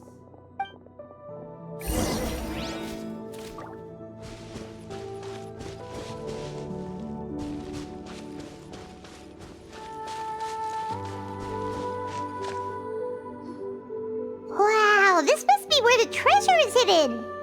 But this door is blocking our way in. It almost looks like it's been here for quite some time. I've got to hand it to the tabletop troupe. They really went all out with the props. Huh. What have we got down here? A kind of mechanism connected to the door? Ah, it looks like we might have to arrange it into a certain pattern. A pattern on a stone door. That's something Master mentioned before. Is something wrong, Clorinde? After a long, difficult journey, you finally arrive at the location indicated by your map. It appears to be an ancient site of some sort, where treasure likely awaits. Your surroundings are exceedingly quiet and serene, as if the secret that slumbers here has never once been disturbed.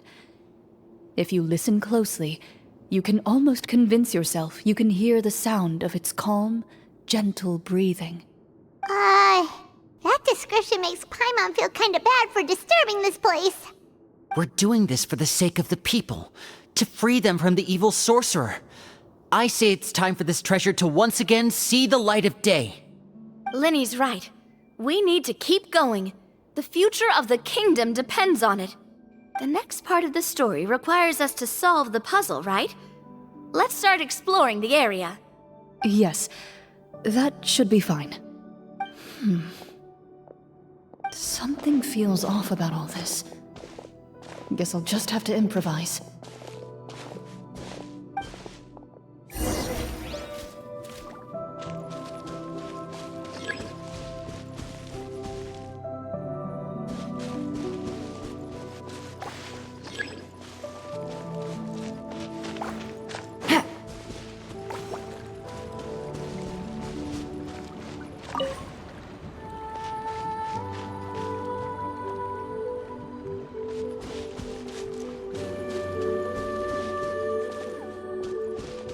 I found something! Found something here, too.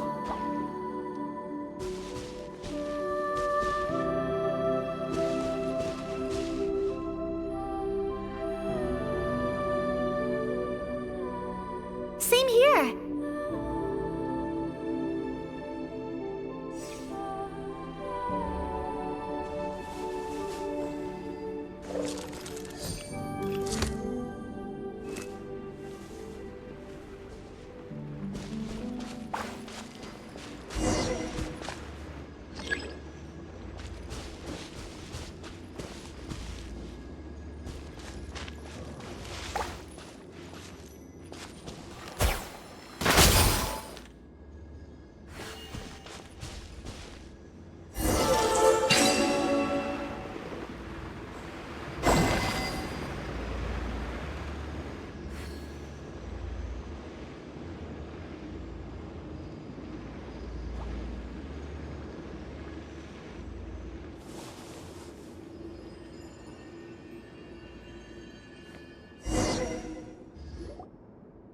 It worked!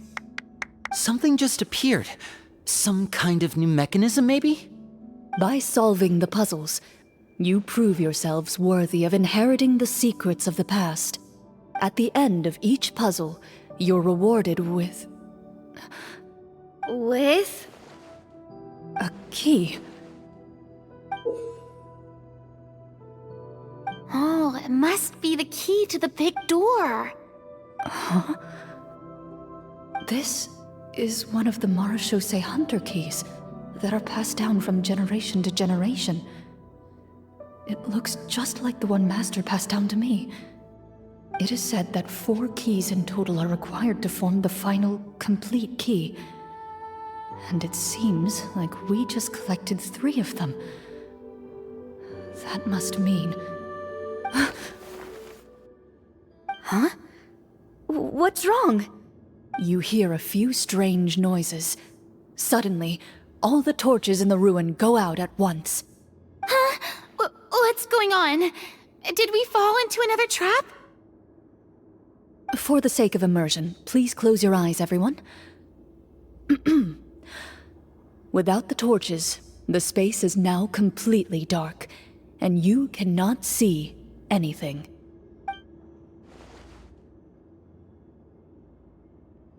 But Paimon can still see a little bit over here. Oh, right, sorry. Suddenly, you hear the sound of footsteps pierce through the darkness. There's someone else here? Oh, this is so unsettling. I can't see anything. I've been discovered then. Wait, that voice, it's... You recognize the voice as belonging to the guard who led you to this place. It appears he now covets the treasure for himself, and has come to stake his claim. Oh, so this is just part of the script. Then I can probably relax. Well, if we can't see anything, that means we can't fight to the fullest of our abilities. Should we retreat for now? Judging by the way he's holding his sword, he must be a real Marechaussee hunter. But this isn't part of the script. Retreat? That's not the hunter way. If it's dark for us, then it's dark for him. We choose to fight. Your choice is noted. Please keep your eyes closed until I tell you the torches have been relit. This battle will be in the dark. You got it. Well then, let us begin.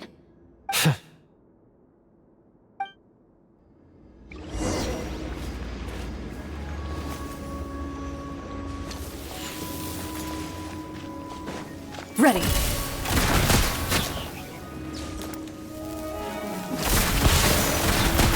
I'd like to try to hit him with my sword. Your strike is successful. Ha! You're facing a veteran Marechaussee hunter. You don't stand a chance. Is it over? Can we open our eyes now? The enemy is strong and relentless, but the battle is nearing its end. The torches have not been relit. What about now? Final strike. Ha!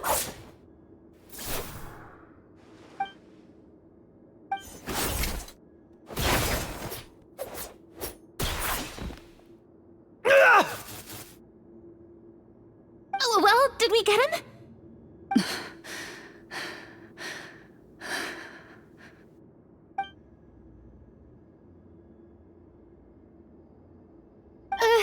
Clorinde? Warm fire flickers across the walls once more. Your vision is now clear. In an impressive display of courage, the 4 of you successfully defeat the uninvited guest. That look in his eyes. It's like he became an entirely different person as soon as I defeated him. Huh? Mr. Florian? Oh, wait. We're supposed to be role-playing.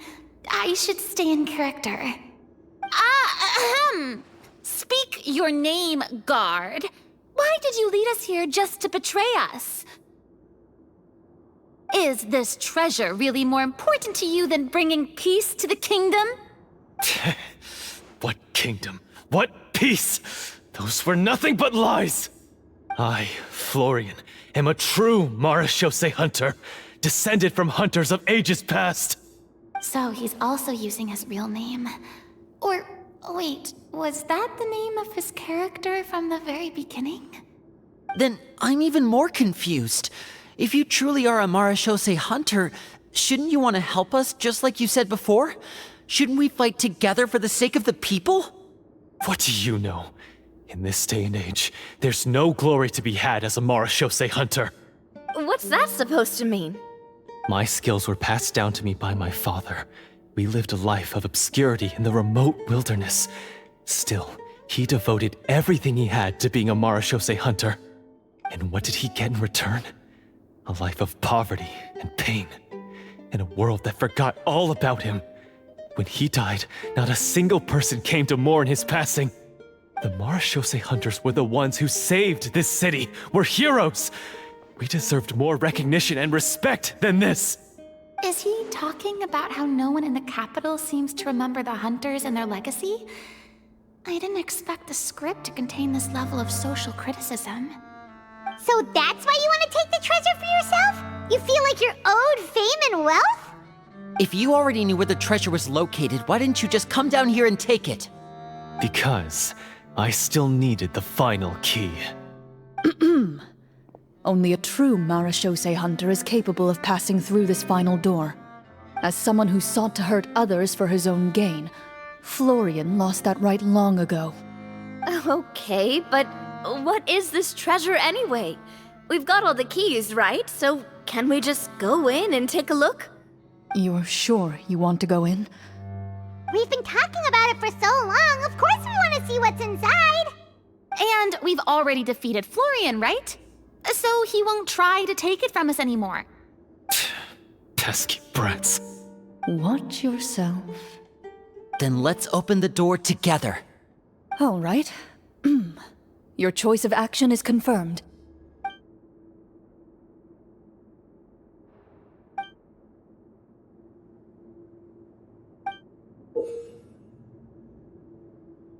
Before you, the door to the treasure, sealed and undisturbed for more than 100 years, finally swings open. You hear the shrill wail of the door hinge as it rotates for the first time after years of disuse, almost like a sleeping giant letting out an extended yawn. You get the impression that the secrets buried behind this door might be just as heavy as the sound you just heard.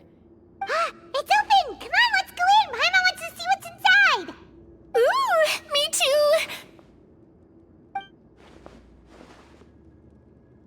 Ugh, uncovering hidden treasure is the most exciting part of adventuring. What do we have here? Uh-huh. A stone tablet? And some shabby weapons? You call this a treasure vault? Looks more like an abandoned warehouse! Maybe the troupe ran out of budget at the end? They provided a super immersive experience at the beginning only to drop the ball at the most important part? They could have at least filled this place with cardboard mora or something! Wait, I get it now. Paimon, this is the real Marashose hunter treasure. Huh? This is it? The Marashose hunter treasure is just a stone slab and some broken swords? I can't believe it. I refuse to believe it!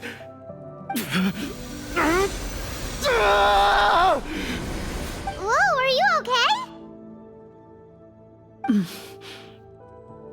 The Marashose hunter before you appears to suffer a serious mental breakdown. He needs to leave the room for a moment to collect himself. One of you seems to understand the significance of the treasure already. If the rest of you wish to follow suit, you may remain here in the meantime and explore your surroundings.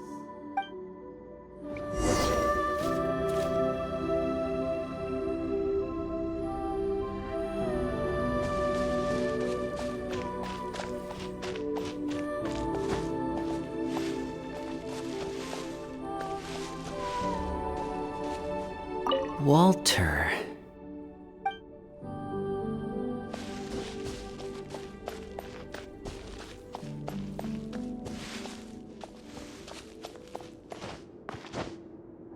Yeah.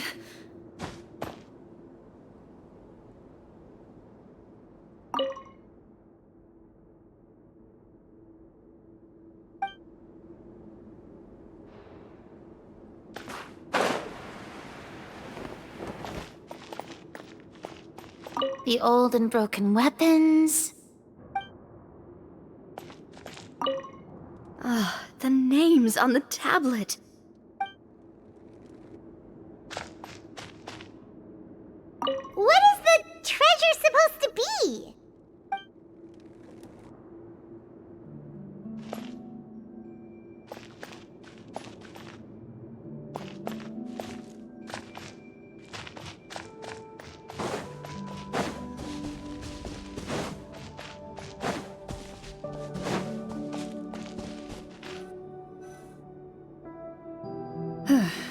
So, how are you doing?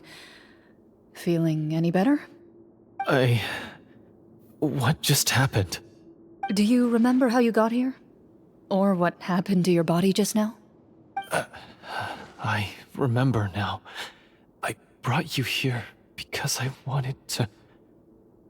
The explosives in the cave! You mean these? Huh? How did you... I could tell something was off the moment I stepped into this cave, so I kept an eye out.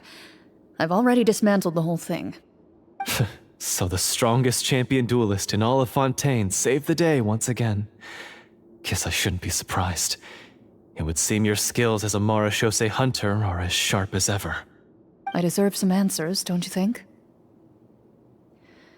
Tell me why you wanted to lure me here. Everything you said earlier sounded like the truth. Luckily, your monologue was dramatic enough to convince my friends you were just role-playing. I don't know. I just always felt like there was something in my heart that didn't belong to me. Something agitated and angry. Who knows? Maybe it was my own anger all along. I could never really tell. The feelings about my father and the other Marechaussee hunters are real. It just wasn't fair. I was angry, bitter that no one remembered them or praised their accomplishments. I don't know when it started, but at some point, my anger came to completely consume me. At that point, I remembered the legend my father used to tell me. The one about the treasure. But if the treasure was all you cared about, why plant all those explosives? Wouldn't they just destroy the treasure and bury you along with it? I can't remember. My head is a mess. It felt like there was this voice telling me to eliminate the hunters, but now it's gone. From your description, I suspect you were dealing with a devorator. Devorator? Oh, your master, your father, I mean, never talked about it? It was a kind of monster that was active several centuries ago. No, I've heard of it. I'm just not sure why you suddenly... Wait, it can't be. The seal! The seal? My family has served as Marechaussee hunters for many generations. But the title and swordsmanship weren't the only things passed down over our line. There was a seal as well. My father instructed me to always watch over that seal and maintain it regularly. He said it had been passed down over a truly ancient age, and protecting it was our clan's most important duty. But I neglected that duty after he died. I finally decided to come down and check on it one day, and that's where my memories become fuzzy. The Devorator would be a formidable adversary for any mortal being, even ones as capable as the Hunters. If you lacked the power to completely destroy it, you could easily fall prey to its influence and corruption. In light of this, some Marechaussee hunters chose to seal the Devorator away, in the hopes that a permanent solution would come with the passage of time. I heard it has the power to amplify the obsessions and desires in people's hearts, to the point where they overtake you entirely. It would seem I'm not just lacking in skill with a blade, but in mental fortitude as well. And yet, you were able to retrieve 3 of the 4 keys. If I remember correctly, each was entrusted to a respected and capable hunter. How did you manage it? One of them belonged to my father. The second I stole from a different hunter. And the third... was one that I snatched while the person was on the way home from the tavern. I nearly died in that alley. I know just how strong you are. It's as clear as day to everyone in Fontaine. I observed you from dusk to dawn, but could never find any opportunity to sneak up on you. I never even saw you drink a single glass of liquor. The only way I could think to obtain that last key was to lure you here using your hobby, and then... Oh, I get it now. That monster, it wanted to bury you here alongside the treasure. I won't comment on anything else, but the script was good. Well, I did pour my heart and soul into it. The stories my father used to tell me about the glory of the heroic Marechaussee hunters. and how they came to be forgotten. It's more than just a story. Huh? You're proud to be a hunter. You're still holding onto that part of yourself, no matter how small. I have done so many despicable things. I have nothing to be proud of. Then explain the purpose of the evil sorcerer in your story. Isn't he the true antagonist? The one who sought nothing but his own gain, and used the people as pawns to attain it? In your heart of hearts, he was the one you truly wanted to defeat. But I've already tainted my sword. I no longer have any right to... Wake up, Florian. Remember how you introduced yourself earlier. Do you really think the hunters acted out of a desire for honor and glory? Or to be loved and acknowledged by the people? What did your father teach you about our order? You do not wield your sword for yourself, but to protect those you serve. There's nothing special about a blade.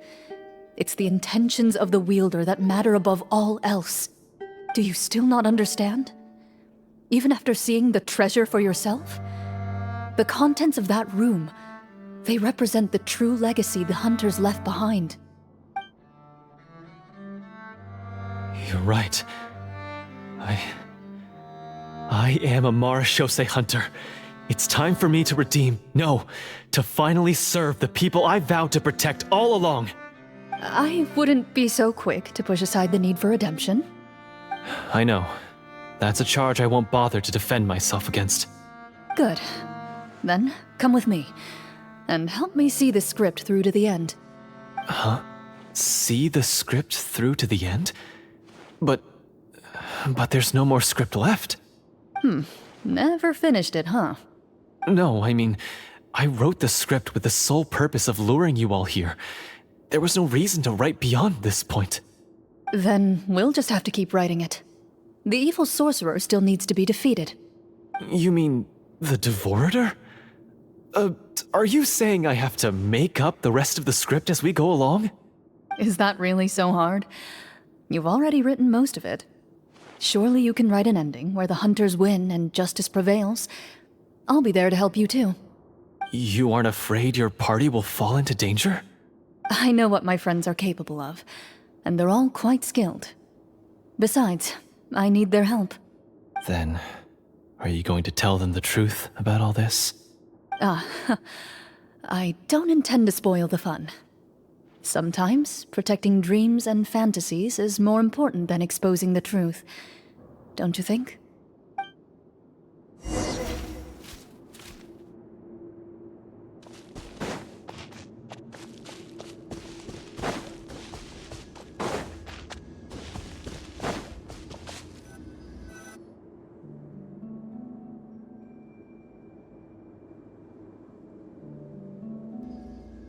They're back!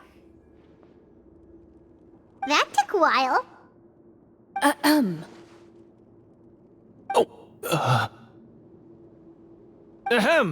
My fellow Marashose hunters, please forgive me, for I have sinned. Tone it down. Sorry. After crossing swords with you and witnessing your courage in battle, I've rediscovered my true self and regained my pride as a Marashose hunter.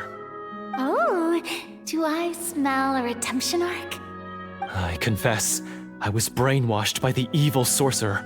He asked me to lure you here so he could bury you in this cave. That little... Wait, you're saying all of that wasn't you, but the evil sorcerer? That's right. He's adept at manipulating the hearts and minds of the people. I fell under his influence because I did not possess a strong enough sense of will. And how are you going to prove that you're a changed man? We're not going to fall for the same trap twice. To be perfectly honest, I only came to my senses after seeing the treasure. It reminded me of my father's past teachings. The treasure was actually... The names of all the Marashose hunters from ages past and their weapons? Wait, you already know? Of course. don't underestimate a veteran role-player's exploration skills.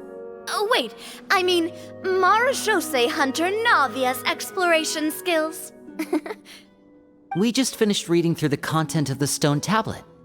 That tablet recorded the lives of some fascinating people. For example, this Marashose Hunter called Est. She inherited the responsibilities of the Golden Hunter and passed judgment on many people. But in private, she had a very easygoing personality. Her favorite pastime was singing and dancing with her friends, and she was said to have a beautiful voice. So, she was just like you.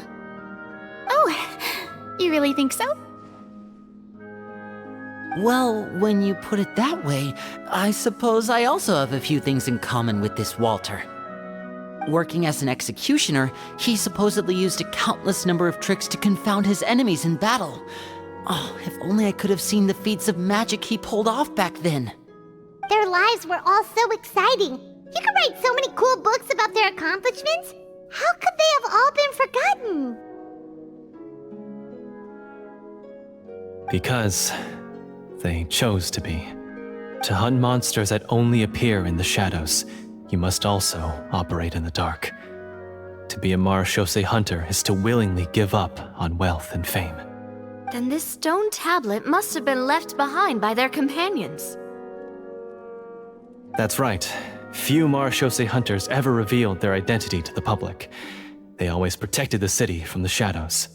The only time they spoke of their accomplishments would be at night, when they gathered with their fellow hunters in front of the bonfire to share stories of the monsters slain by their hand. So, this tablet was created not so that the hunters would be remembered by the people, but so that they would be remembered by each other. No wonder this place was so well hidden. You regard the stone tablet in solemn silence. The names of your comrades etched onto its surface serve as a reminder that you are never truly alone. The tablet proves that, although a hunter walks a shrouded path, it is not a solitary one. There will always be those who walk beside you, a fact that remains as true today as in ages long past. Their legacies shall continue to be passed down from generation to generation, as everlasting as the stone onto which their names are carved. Father, you once told me that I should seek out the treasure if I ever became lost. So this is what you wanted me to find.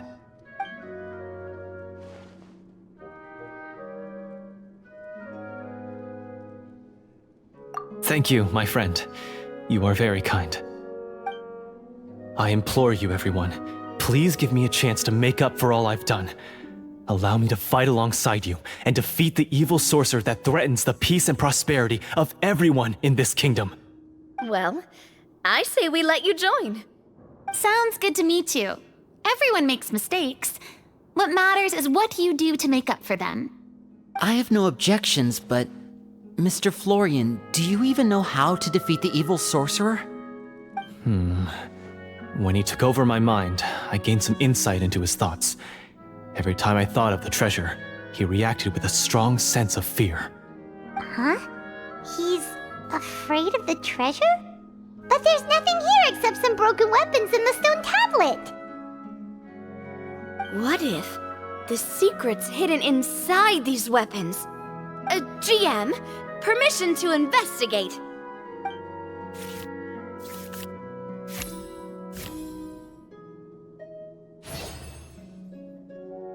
At first glance, the weapons appear absolutely ordinary. But as you observe them, you notice a faint energy emanating from within. These blades have slain countless monsters. Though it's been a long time since they were used in battle, their edges remain sharp, as if they're simply waiting for the next worthy hunter to carry on their legacy. So basically take these with us, right? I'll take this weapon, since it used to belong to Est. Maybe it'll find comfort in being held by someone who appreciates the arts. Good idea. I'll take Mr. Walter's bow then, from one archer magician to another. Paimon's gonna pick a cool weapon too!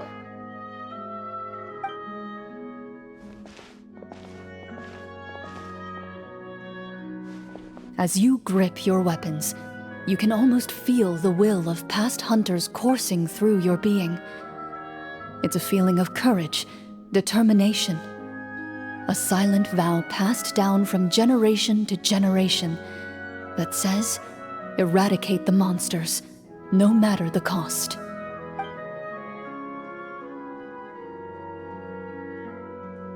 Mr. Florian, do you know where to find the evil sorcerer? I was able to see his surroundings when our minds were connected. I believe he's currently hiding out at the church in the kingdom. We must be extremely careful. He's spent so long living among monsters that he's now taken the form of one. He will not be easily defeated. Then why don't we explore some more and try to find some higher level gear? We don't want to just fight him and lose, right?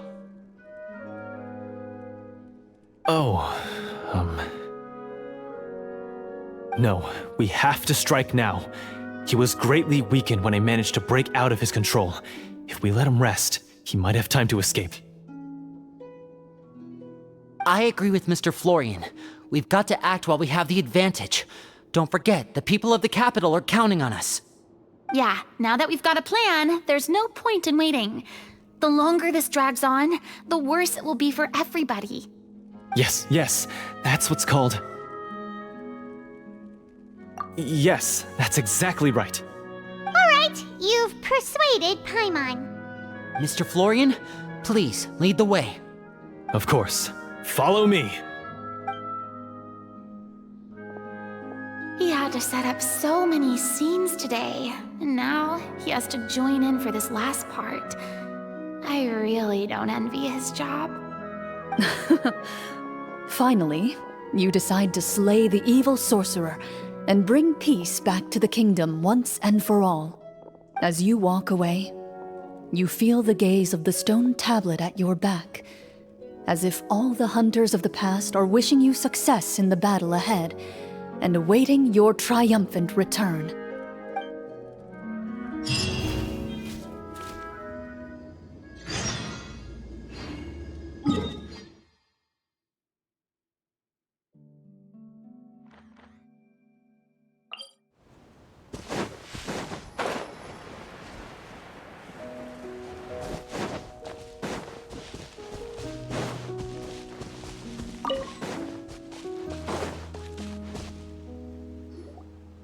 Finally, you arrive at the church Florian described. As you approach, an ominous aura surrounds you. You get the sense that your enemy is close at hand. How strange. This uneasy feeling seems so real. How did they manage that? Now, it is time for the final battle. Let's go!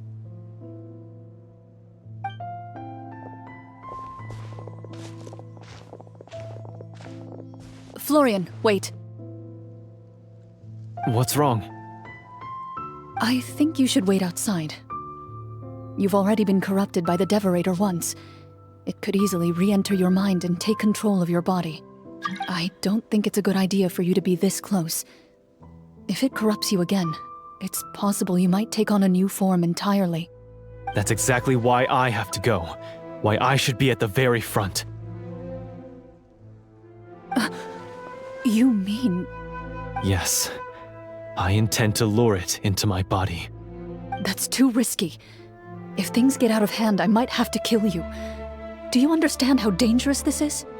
I understand, but if I do this, you'll have a clear and visible target. The Devorator will have a hard time passing up a chance to enter a body it knows how to control. You won't have to worry about any of your friends being taken over. You're not like me, Miss Clorinde. You're a just and powerful Marechaussee hunter. The monster broke free due to my error. It's only right that I shoulder the responsibility for its destruction. This is... something that I have to do. Consider it a duel to restore my honor. My only request is that you give it your all.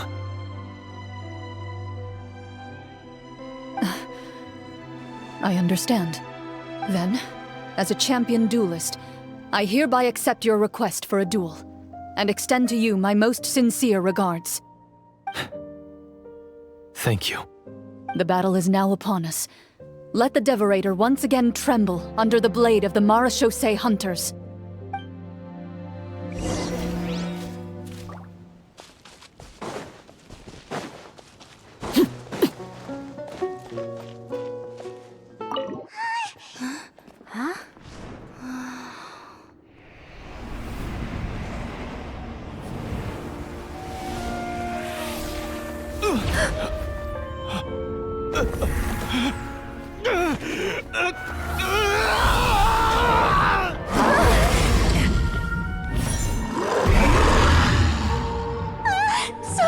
So lifelike!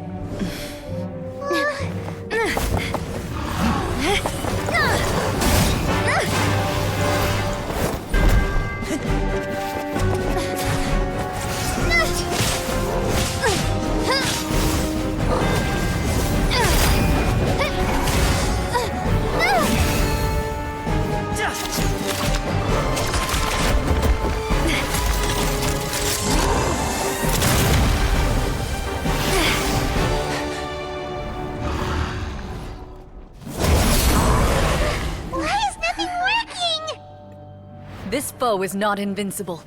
You hold the treasure. The power to defeat it in your own 2 hands. The treasure?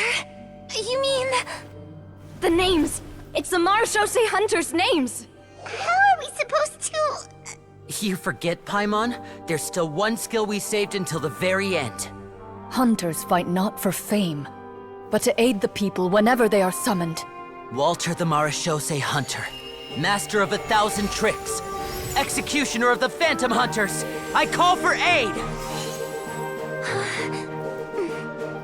Est, the Marechaussee Hunter, inheritor of Cassiodor's will, judge of the Shadow Hunters.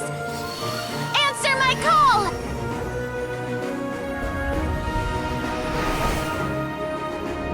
Petronia, protector of justice and order. The hunter I respect the most. Thank you for saving my friend, the best one I'll ever know. Please, lend us your strength!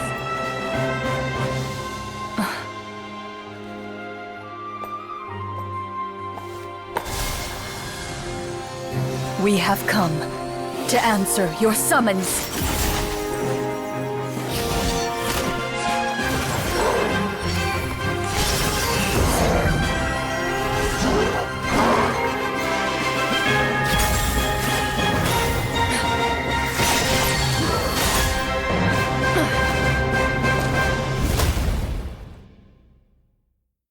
And so, the monsters were eradicated, and the sorcerer was defeated. Peace soon returned to the capital. Those in the court, manipulated by the sorcerer, also recognized the errors of their ways. Some remembered the names of the heroes who saved their kingdom, but others simply continued their lives none the wiser. Such is the story of the Marechaussee Hunters. They pursue the phantoms in the darkness and exterminate all who pose a threat. They will always protect the city and those within it, even should all memory of their accomplishments be forgotten by the very people they serve. I'm assuming we've finally reached the end of the script. Yes, you've reached one of the better endings. It's a pretty solid story overall. I thought it was just an ordinary adventure at first, but the further we got into it, the more impressed I became with the production and the plot. That final battle especially! All the effects were super realistic. Oh, right. Yeah, totally. That's a really good point. I never expected the weapons we picked up from that vault would have that kind of effect. Yeah, mine nearly scared the daylights out of me when it started glowing. I took a good look at it after we got out, but I don't think it ever lit up again. Oh, we should probably give these props back, right? I'll just leave mine here. Did you have a good time? Of course! Let me know if another script like this comes around. Sure, no problem. Then I'll head back for now. I think I need some time to fully digest everything that just happened. Once Mr. Florian is awake, please pass on my regards to him. He must be extremely exhausted to have passed out cold like that. You're right. He's had a lot to deal with. Well, see you all some other time. Toodaloo!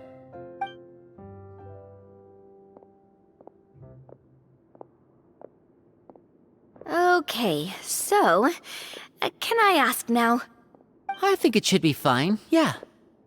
what in the world was going on back there? So you saw through all of that? That time in the cave when you told us to close our eyes, it'd be weirder if we didn't notice anything. I was dying of curiosity the entire time. I mean, you did a pretty bang-up job of pretending nothing had gone wrong. Farina actually looked like she thought all of it was planned. Guess none of us wanted to be the one to break the illusion. What are you all talking about?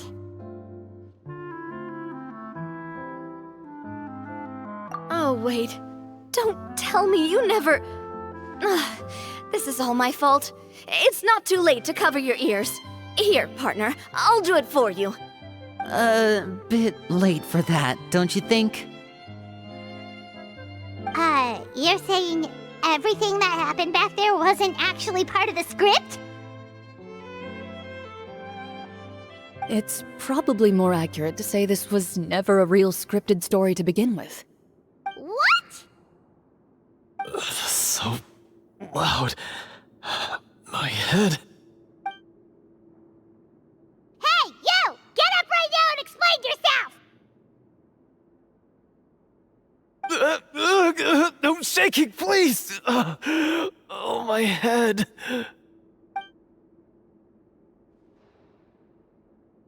Did Paimon just hear that right?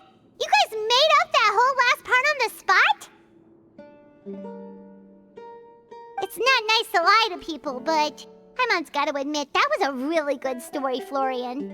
Oh, and nice improvisation, Clorinde! Yeah, it was like watching a magician improvise a spectacular magic trick after forgetting an important prop. If Paimon knew something was wrong with that vault, she would have floated straight in the opposite direction! Everything was under control. As if you've ever described a situation as being out of control. I'm pretty sure any situation you consider to be easy to handle would scare a reasonable person half to death. Guess I'm just used to it. You must run into a lot of unexpected situations then. That explains why you're so good at coming up with things on the spot. As for you, Florian... I know there's no excuse for what I did. I'll turn myself into the guards at once, confess my crimes, and accept any punishment that comes my way. I would say you've already suffered more than enough. What? You may have been blinded by fame and fortune in the beginning, but your actions during the final battle had proven you to be a true Marechaussee hunter. You'll be far more used to the city above ground than below. Your job as a hunter is more important. But... Of course, you'll still need to take the keys and pay a personal visit to the 2 hunters you wronged. Prepare to accept any terms they give you as well. Yes, of course. As far as I'm concerned, though, your showing in the duel was enough to prove your honor. Then I'll do exactly as you said. I'll go return those 2 keys right now. Thank you so much, everyone. I'll do my best to prove myself worthy of the second chance you've given me. I swear this on my name and honor as a Marechaussee hunter. Until we meet again, everyone.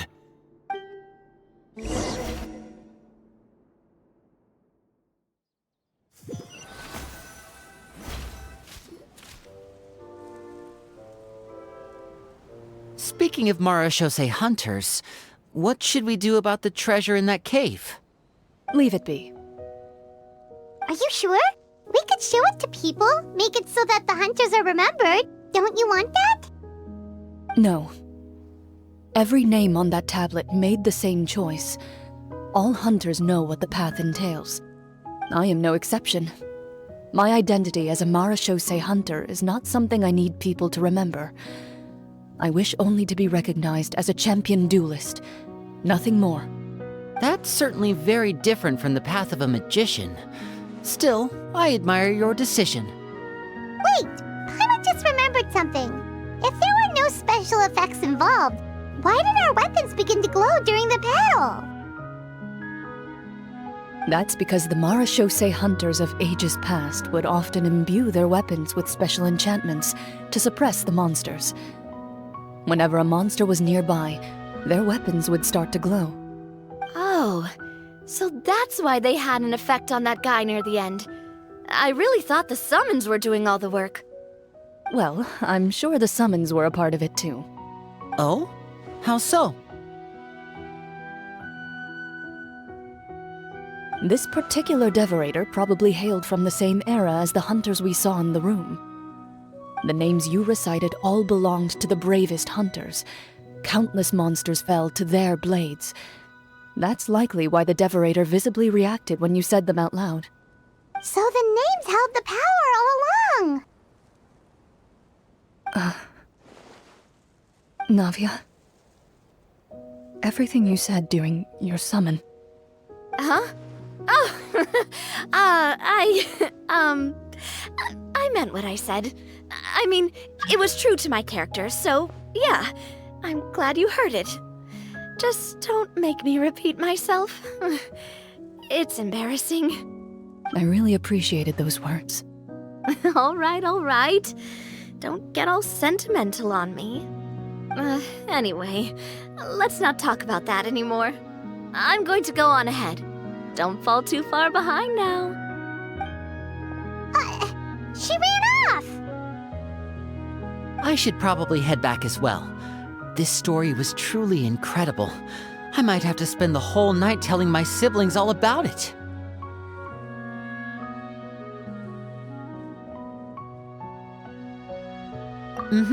Goodbye.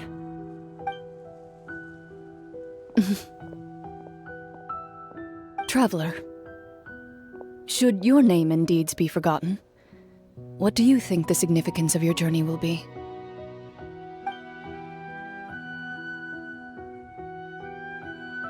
I suppose the significance would be the journey itself and the world we helped create. There's still value in the time I shared with everyone here, in the things we were able to accomplish, even if no one remembers them. A great answer. I'll remember it. Me? The Marechaussee hunter says nothing in response to that question. Perhaps her answer lies in her silence, an unspoken vow left to echo through the night. The path she walks needs no explanation.